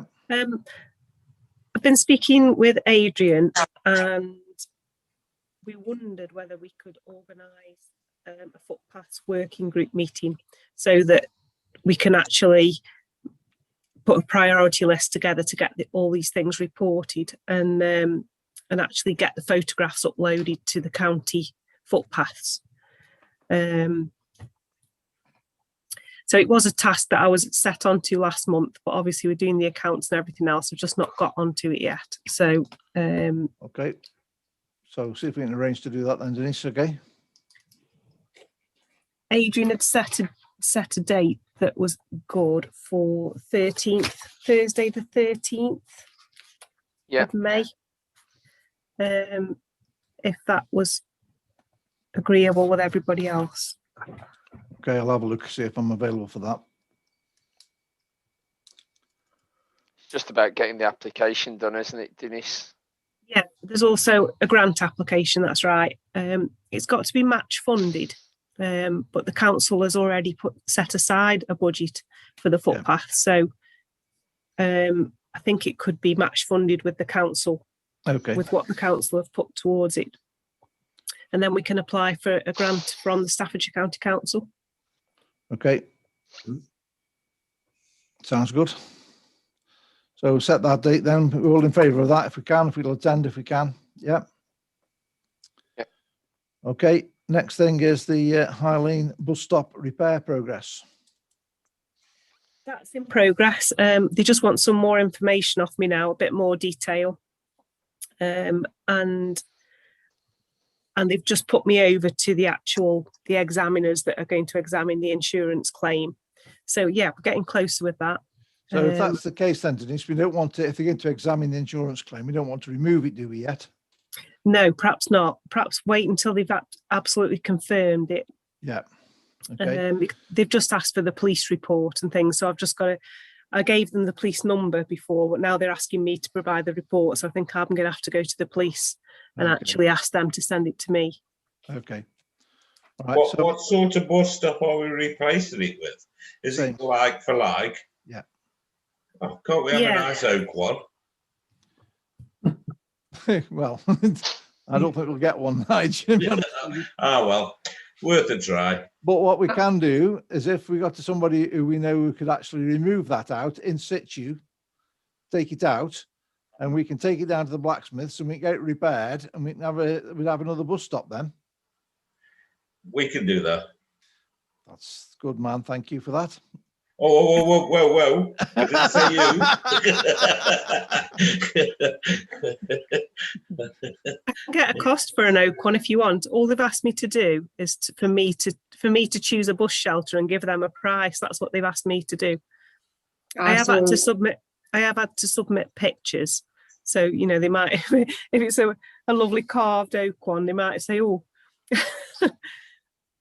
I saw a really cool one in Watergate Bay the other day, and it was all just oak pillars. It was amazing. Can't beat brick. Can't beat brick. We had a brick one, if you remember, Neil. Yeah. In the wrong area. Yeah, exactly. Right. Okay. So it's worth having a look if we can save the insurance cost by removing it to cells, and then we can do something. Well, I think we could get that and get it repaired, and we could use it somewhere else or whatever. But I think we ought to look at what the alternatives are. And I think Karen's right, and Nigel's right. Let's look at an oak one. Let's look at a proper one and see what's involved there.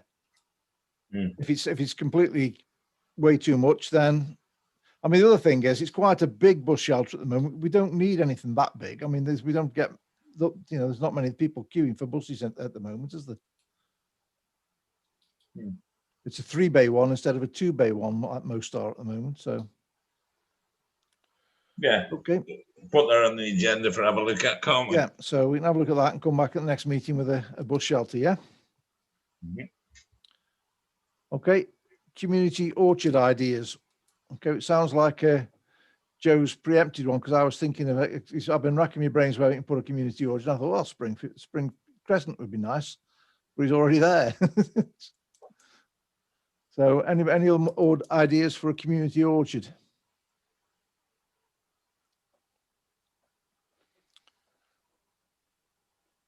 No. Well, if Bank End was bare, that would be a good place, wouldn't it? But it's not. Some fantastic birch trees on there at the moment. If you go have a look at them, they're absolutely beautiful.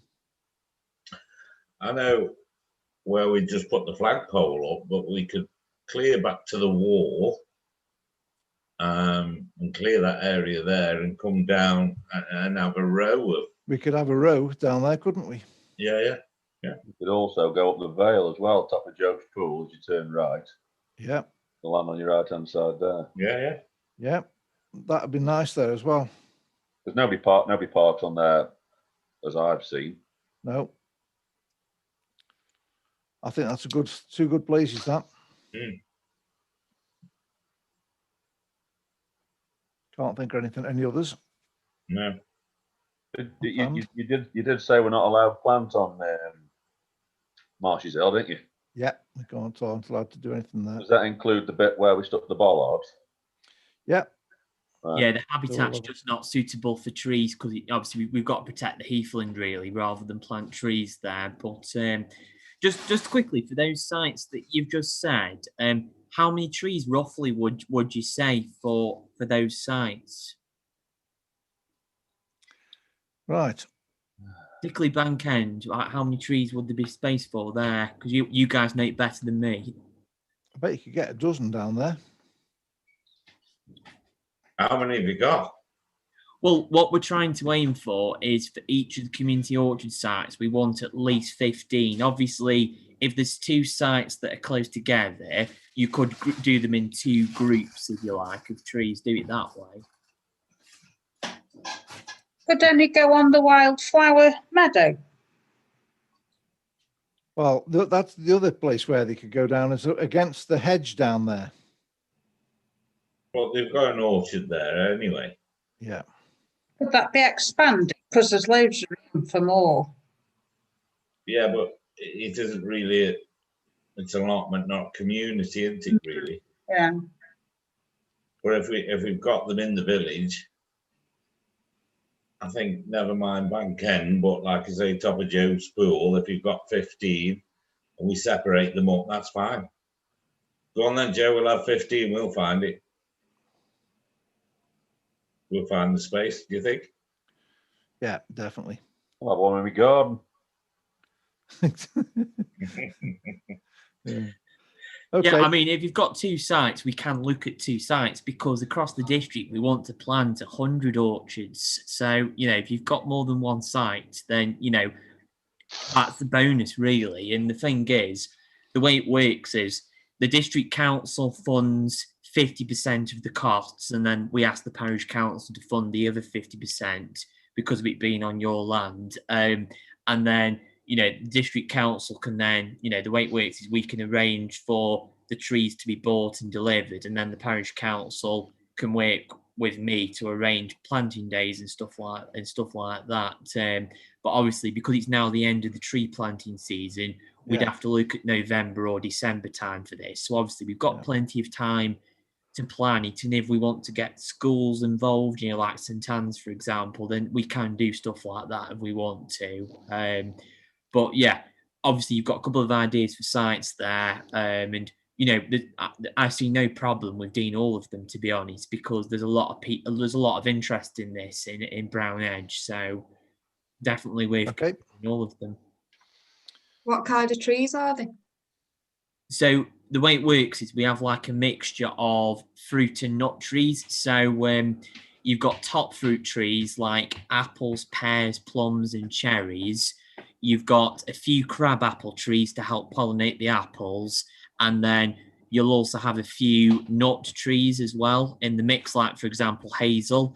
And then for some sites, we're also including like elder trees and, one or two other types of trees because some sites might be better suited to things like that. So yeah, it's a nice mixture, really. I mean, we've just just at the end of the tree planting season, we planted the one in Endon that some of you might have seen photos of on Facebook, where we've planted like a linear orchard along Calden Canal, just to give you an idea of the sort of thing, you know, that we can do. Obviously, for each site, each orchard is going to be unique, really, to that site, depending on, you know, the surroundings. Yeah. Okay. All right. So we've got a couple of sites there. I'll just go pace it out, Joe, and let you know how long they are. Get some idea. Yeah, if you could get some measurements over to me for each of the sites, I can then get our officers to give an exact tree number, because they've given that's what they've done for all the other sites, and I can basically just, you know, we can add them to the list, and we can then look to do that later in the year potentially, because we've got plenty of time to plan it, so we've got time on our side. Okay, that's good then. So next thing is reports and actions of parish councillors undertaking big actions on behalf of the council. Plainfield, just a little bit of a report there.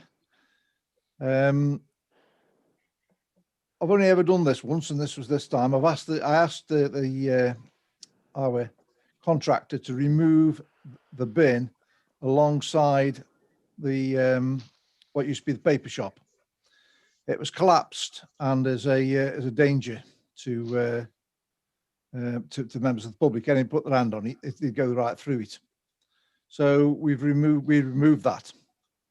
And just on that, because it would probably come up somewhere else, but anyway, the contractor also got obtained, I think is the best way to describe it, a bin which we installed in the where the bus shelter is, or whether the what they call bus shelter, where the kids play areas, covered area.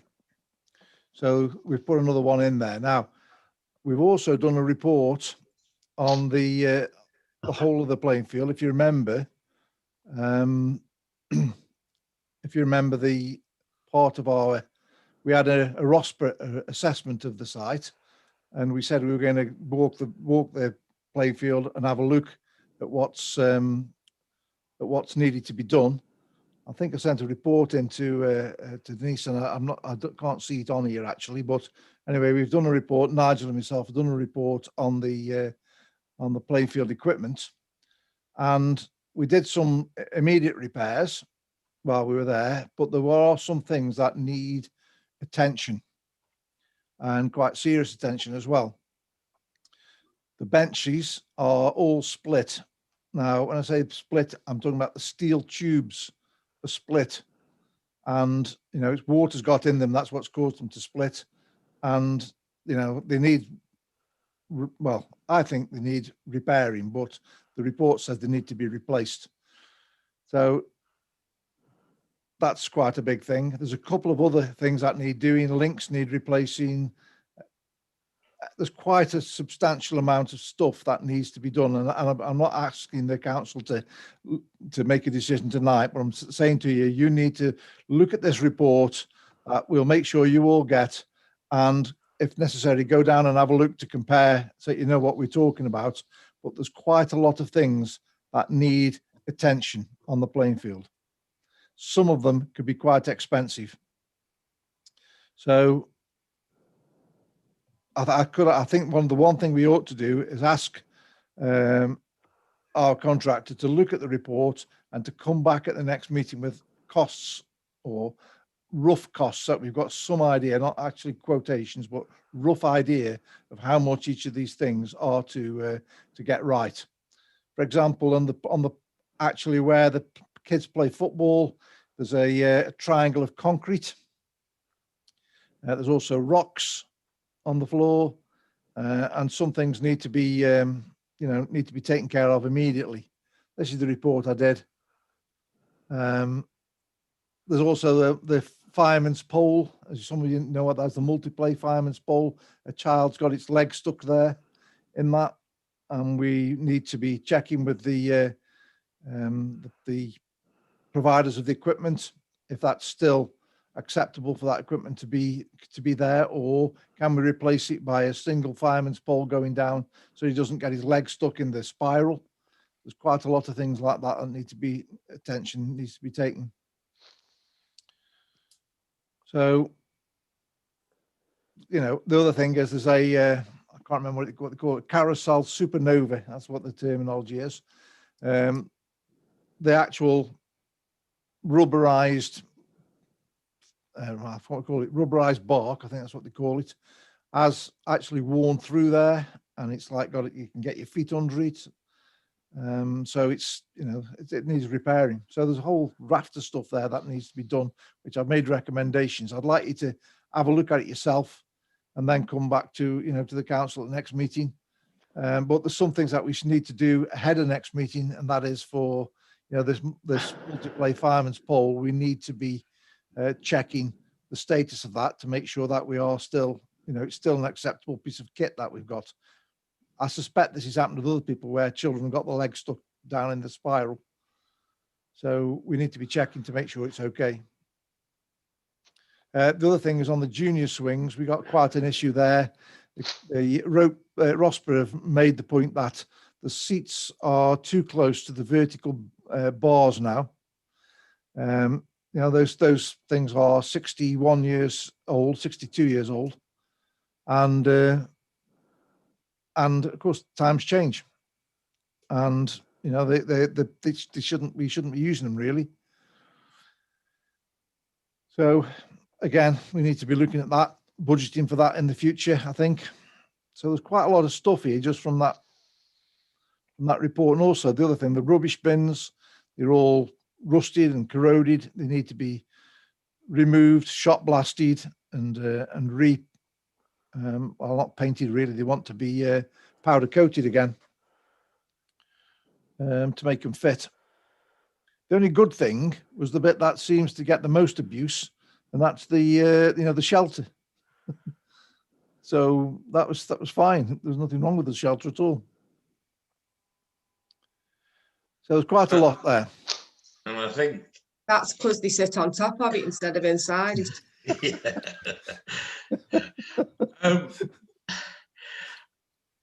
Yeah, well, they do, yeah, joking apart. But to be honest, the amount of use that it's getting, I think we need to act upon this pretty quick, because stuff will wear out, and you know, it's that playground and all around is getting a lot of abuse, which is a good thing, which I think is absolutely, that's what it's for. But we need to get on top of it before we've got a bigger problem. Yep. Okay. Have we got any views about it? What we want to do with it? This report. Well, we've got to get 3 prices for everybody, haven't we? Well, no, we don't have to get 3 prices. However, if somebody was doing the whole thing, we would have to do that. But if it's small expenditure, we don't have to get 3 prices, but we might want to do that. Soon adds up all them small bits in though, doesn't it? Yeah, yeah. I suspect there won't be one. Like, for example, the seats, for example, you know, what we need to be doing there is just getting them, taking them out, going down the blacksmith and seeing if he can repair them, you know, or get him to come up and have a look at them. That's a blacksmith's job, isn't it, really? What are they made out of? Steel. Not cast iron? No, not cast, steel. Rob? Yeah, is it worth putting a priority list together then as a working group? And then we need some action plan with it. And I think doing it as a whole is a massive task, isn't it? So massive.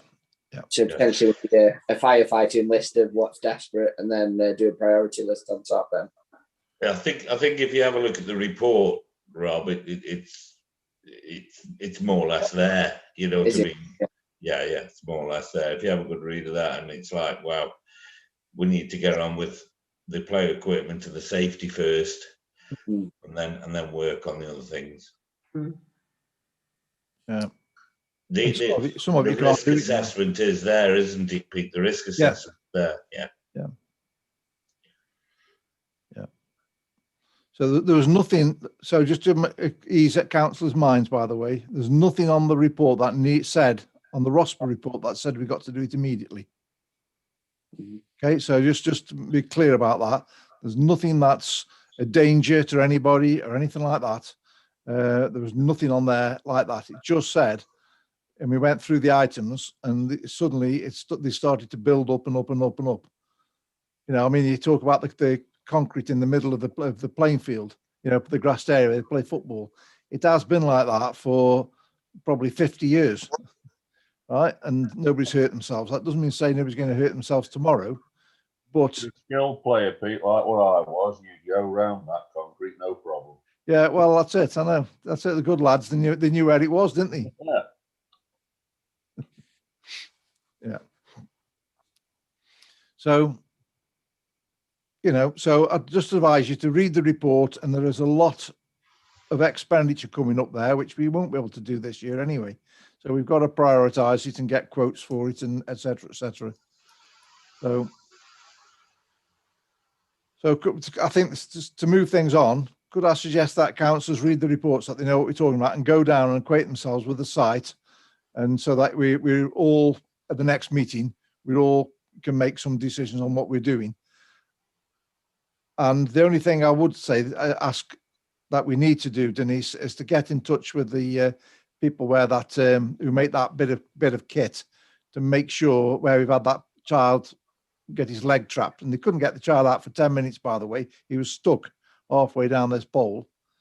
It may be that there's an age, you know, an age limit, or you know, and we haven't got that displayed or anything. So it could well be that we need to find out a bit more about it.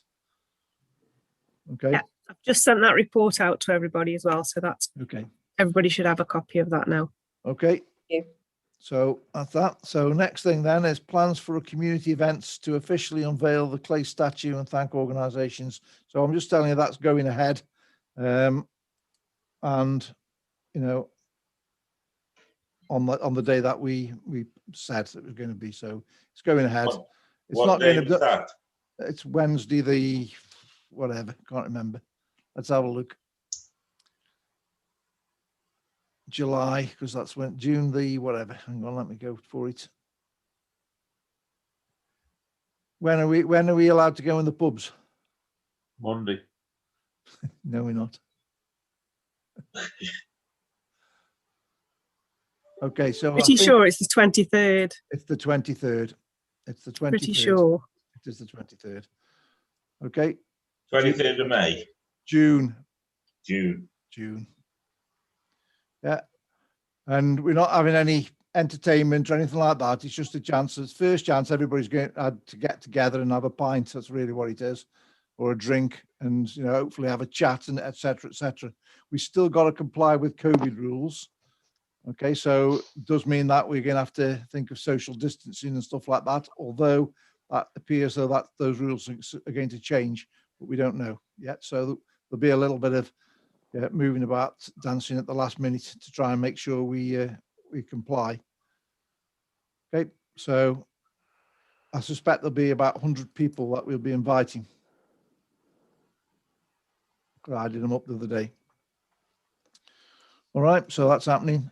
Finance and governance, HMRC overpayment of pay as you earn. I think the clerks told me that we've got our money back, or we're okay. We aren't being penalised or something. No, that was the fine. This is something else. Okay. I've had a letter now to say that the parish council have actually overpaid on PAYE by £363.64. And this will be to do with the PAYE for myself, because I've got more than one job, so they get a bit confused. So I've just need to phone them up and either claim it back in one lump sum, or we can deduct it each month from the PAYE. Okay. So I'll sort that out with them this week. Okay.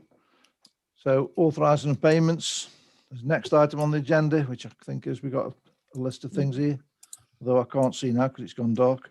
Okay. Is that on screen? Yeah. Have we got a proposal, please? Yeah, propose that we sign on block. Yeah, got a seconder for that. Yeah, okay. So proposed and seconded, all in favour? Yep. Okay, thank you. Let's get them paid. Next thing is the cemetery. Peter, can you just say the names of the proposed and second? I didn't see them on my screen. Karen, and there's a range of people, but let's say Jenny. Thank you. Okay. So the next thing is the cemetery recorder report for April. We've all had a copy of that, which shows, I think, that we've just got a headstone fee of £120. Okay, and that's the finance receipts. Next one.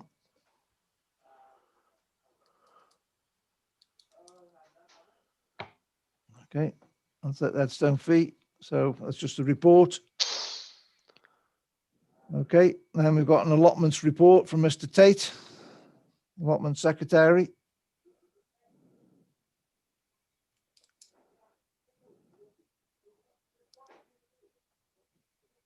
I'll read this one out then. So all tenants have reported to have paid by bank transfer, and I can confirm that's correct. Everybody has paid. We just had one check, which was on that financial statement there that John paid in. Yeah. All plots are taken, which equates to 21 plots and a B plot. The B plot has a different tenancy agreement and is enclosed. So I've actually got all the tenancy agreements here. There's been some plot changes. Plot 2 became vacant, and this now has a new tenant. And plot 16 was then taken over. I think people swap plots. There must be some plots which are nicer than others, and I think people start with one plot, and as a nicer plot comes up, they swap over. So there's a little bit of swapping going on. And there's one tenant from Endon who pays a slightly higher rent, but is extremely keen and should be a good asset to the allotment society. And if you have any queries, please don't hesitate to contact Sharon or Mark Tate. Okay. So just on that, I think the council ought to write to Sharon and Mark and thank them for their sterling service here. They've done, you know, they've had to deal with the COVID situation, been extremely careful about it, and I just think we ought to write to them and thank them for their support. Be here. Yeah. All in favour of that? Yeah. Okay. Thank you. Okay. Next then is, I mean, it's good news that it's money fully subscribed as well, isn't it? I mean, that's fantastic news. That's just brilliant, the decision that the council made years ago. So well done, everybody who was on the council at that time. So the next thing is correspondence. Resident complaint, HGVs using Hilltop. We've had some correspondence back from the district council, I believe. Denise?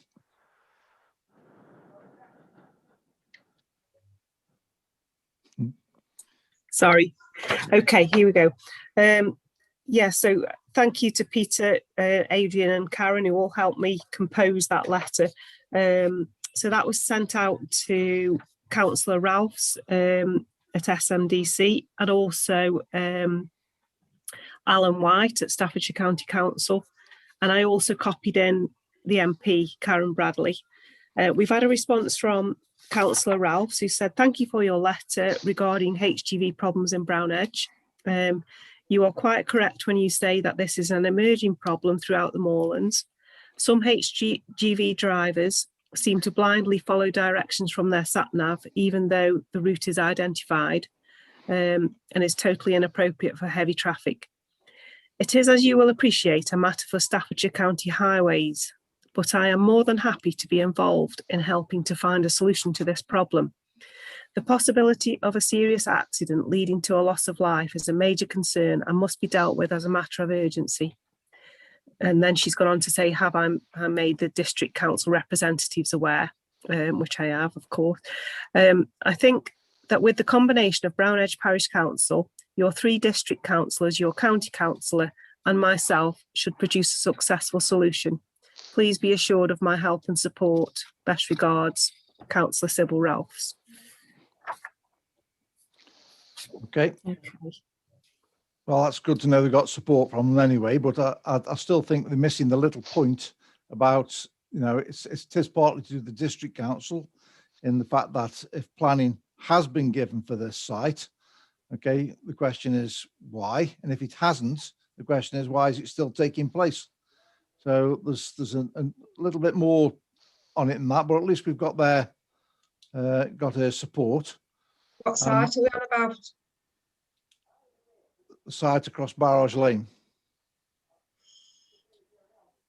The Limes place, or the that looks like a reclamation area. Yeah, I'm not mentioning which site it is, so that's the site across Barrage Lane. Yep. So the question is, has it got planning permission or not? And if it has, why? And what are the restrictions? And if it hasn't, why is it continuing? So the problem is that is not in our parish. You know, it's not nothing to do with us. No. But sorry, Karen. It isn't in our parish, is it? But I do have information about, if you could just, one of those sites has had a visit from the county council. Yeah. See, the other day. Yeah. So there is more up-to-date news, to be honest. Yeah. So what we need to do is we need to be engaging this, as Sybil said, with the people that she mentioned. I can't remember who it was now. Denise, help me. Staffordshire County Council Highways. Highways, that's it. So we need to be in touch with Highways about this and hopefully get a meeting with them to show them the problems. And at the same point, we could perhaps explain to them where it's all coming from. Councillor Porter.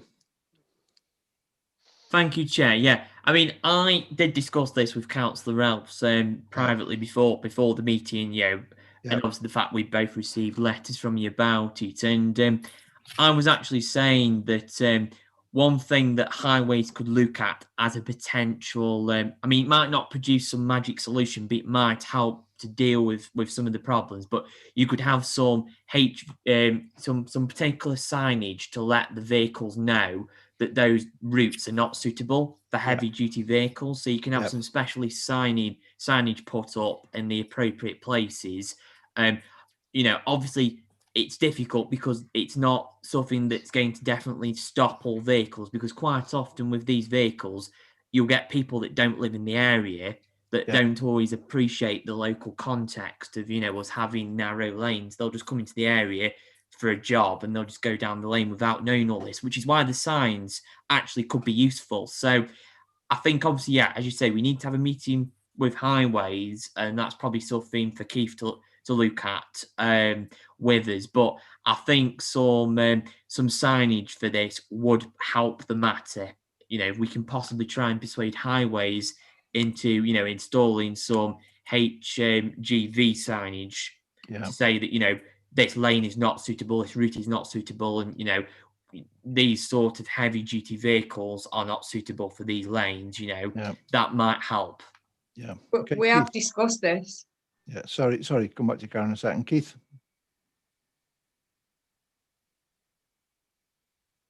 Yeah. We can look at limiting tonnage, we can look at limiting width, we can look at having operational time periods, which I think we had one successfully did that in Fallsbrook, Blythe Bridge area. The problem is that if no one enforces it, then you get back to the issue around what's the point of doing it in the first place.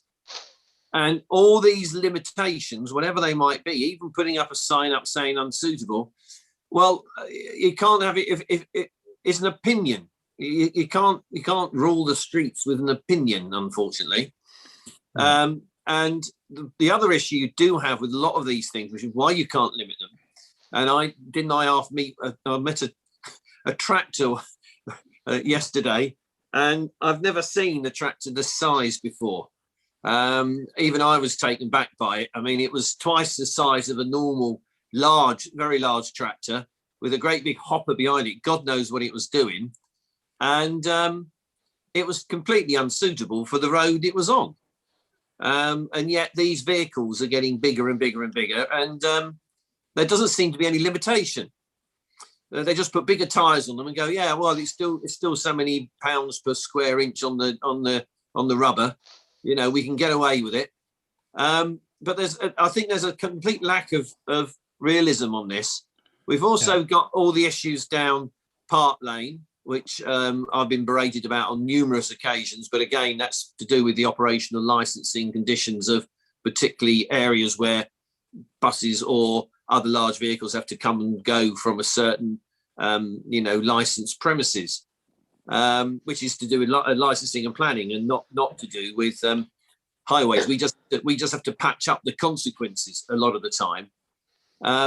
And you can't put pinch points in. You can't put speed bumps in for emergency vehicles and things like that. So there's an awful lot of limitations, far more than people tend to realise. So I don't want to build your hopes up. We can certainly add it to the highways issues. But I was in Park Lane today, and I was, again, quite agog at the number and numeracy, the number of just the size and type of vehicles that were going up Park Lane, if you know it, up towards what's it called, Biddulph Moor. Yeah, it's just that it's not suitable for that sort of traffic. Yeah. And most of the time it's quite quiet, but then you seem to get these rush hours where these vehicles just dominate the road and dominate the surrounding areas. I don't have a solution to this, and I don't know what we can do. Perhaps we have to make vehicles smaller, Adrian, just to make sure they can be powered by electric or fuel cells. That'll be one way. We'll have to retrofit all these things and make them all smaller and thinner and nicer. Yeah, Karen, you going to say something? No, I don't. Yeah, I was just about to say, couldn't we just use smaller vehicles? Plus, why are the businesses not addressed? Why can't we address the businesses? We've already tried to address Bassett's, and they just have ignored us. They've ignored. But that's down to their operational license. They don't have to take on board anything else if they've already got a license to use these vehicles. And a lot of the time, when farms are taken over by other businesses and things, is that the frequency, and not necessarily the size, but the frequency of the vehicles being used up, Again, I don't understand why. I mean, we've got one issue of the tanker company at the moment that's been in and out of planning under confidential. So I'm not allowed to tell you exactly what's going on with that. And they've tried numerous times to restrict what they're doing at this site. I think it will eventually work, but it takes an awful lot of effort to get to the point whereby the people will not, use it as it was meant to just be a cold storage for vehicles when they weren't being used. But it seems to end up always being something where there's far more, journeys than there was originally calculated or asked for. But my question is, if the businesses don't know they're upsetting people, how can they do anything about it if we don't communicate with them? Well, certainly I think some businesses do know they're upsetting people. There's no two ways about it, particularly in places like Park Lane. But I don't know what we can do. I don't know what the residents can do. I don't know what highways can do. And then it's down to this question of enforcement, if there is anything that planning or licensing can do. So when somebody under national guidelines, Yeah, but when somebody backs into Rob's drive and his daughter's there playing on a bike and she gets knocked over, is that what they're waiting for? I don't know. Well, certainly I've seen accidents where people at roundabouts just gone straight through fences and left the car balanced across fences. I shouldn't laugh, but these accidents will happen anywhere and everywhere. But there is an issue. There is an issue between the size of the vehicles and what the roads were initially designed for. Yeah. Right. So I personally think about this one here, the situation that's down Cluelow's Bank. You've got a quarter mile of single track road. Yeah. Okay. That has got to stop. Wagons have got to stop going down there. It is totally inappropriate. And if we can't stop them, then what's the point of even having a council? Well, absolutely ridiculous. You know, Can't the council write to the businesses? no, okay. So I think what we've got here, because I mean, we it's time's up now. Okay, it's 9:30 now. So I think the thing what we've got to do is get a meeting with the highways, as Sybil suggested there. Get a meeting with the highways and make sure that they are aware in real terms of what we're talking about here. Because you're right, Karen. This isn't just a little problem of big wagons on narrow lanes. This is quarter mile of total chaos because On a daily basis. On a daily basis, because wagons can't reverse there. It's impossible for them to reverse. And all the signs in the world ain't going to solve this, because where are you going to put the signs? Where are you going to put them? You'd have to put one at the bottom of Off Hill, one at the top of Off Hill. Everywhere. Not Hill, it's got to be at flipping Biddulphmore. Oh yeah, and because you can't turn around, can they? They can't turn around. So you know, this is a planning issue at the end of the day. So that's Keith, allowing these vehicles to come through. Keith, those signs that have been put up in Knipersley, are they not working then? I, certainly from the residents, as far as they're concerned at the moment, no. Right. Certainly from the comments I've been receiving, I've two residents today had discussions with me about the traffic up and down Park Lane, and when the schools kick out. I mean, there's other issues, not just the vehicles, but there's buses. Yeah. And it's when you get the combination of the large vehicles, the buses, the parked cars, and school kicking out time. Yeah. It gets to the point where some people can't get out their drive for an hour and a half, 2 hours in the afternoon. And then the rest of the time, it's fine. It's just specific time periods where it's really bad. And then on top of that, you get the wear and tear of the actual road network itself, which I saw some horrendous photographs of the roads just being mud baths, basically. Yeah. You couldn't even see where the road was. Yeah. So. But there is only. Oops, sorry, Keith. Sorry. Yeah. Sorry, Adrian. Peter. Yeah. There is only one operator, I believe, with an operator's license in the area, and that is the operator at Biddulphmore, isn't it? Yeah. And it would be interesting to see what that operator's license is, how many vehicles it's for, how many vehicles are actually on site and being used, and what their restrictions are. Because I would imagine, given their location, they'd be on a restricted license. Yeah. That should be public. That should be in the public domain. That should. I don't see why it shouldn't be. If it's been agreed by SMDC and it's a license, operating license conditions will be part of the planning permission. Yeah, I think that's what I'm asking, Keith. What are the local companies and what are their operating conditions and terms? Could that information be made available to us?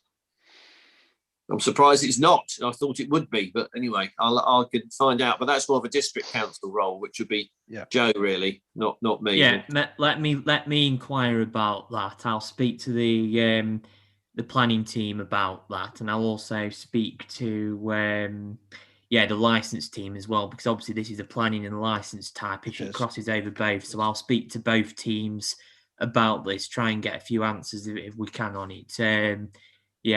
I think that'd be very helpful, Joe. I do, because I think that might. I suspect there's some kind of enforcement or action. I agree. Or likely to happen, and the more we stir the pot here, the more likely we are to support the officers on it. Right. So, are we going to? So that's two separate things. Then you, Joe, are going to go and find out about all the planning stuff. The conditions, and we're going to write to have a meeting, trying to get a meeting with the county council highways. Yeah. So we're progressing this forward. Yep. Okay. So it is now past. So we have called the meeting to an end, adjourn the meeting until tomorrow. Okay. So that's what we have to do. I'm afraid we have got through most of the business, to be honest with you. So hopefully tomorrow it'll only be half an hour or so, because there's not a massive amount left for tomorrow. So so that's it. Then the meeting is adjourned until tomorrow at 7 o'clock again. Remember, and brighter days are coming. Exactly. Exactly. I've just seen the card up here.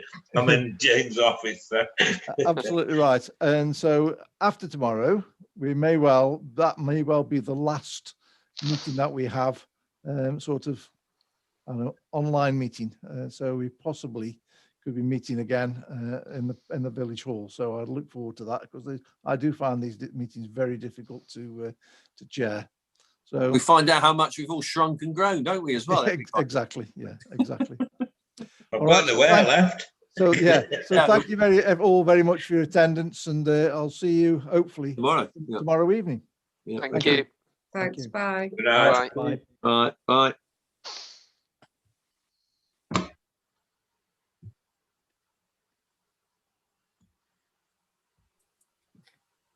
Peter, can we use the same code tomorrow? Yeah. Yeah. Yeah. Same code tomorrow. So that meeting will still open, will it, tomorrow? Yeah, it'll open tomorrow. Yeah. Okay then. That's fine.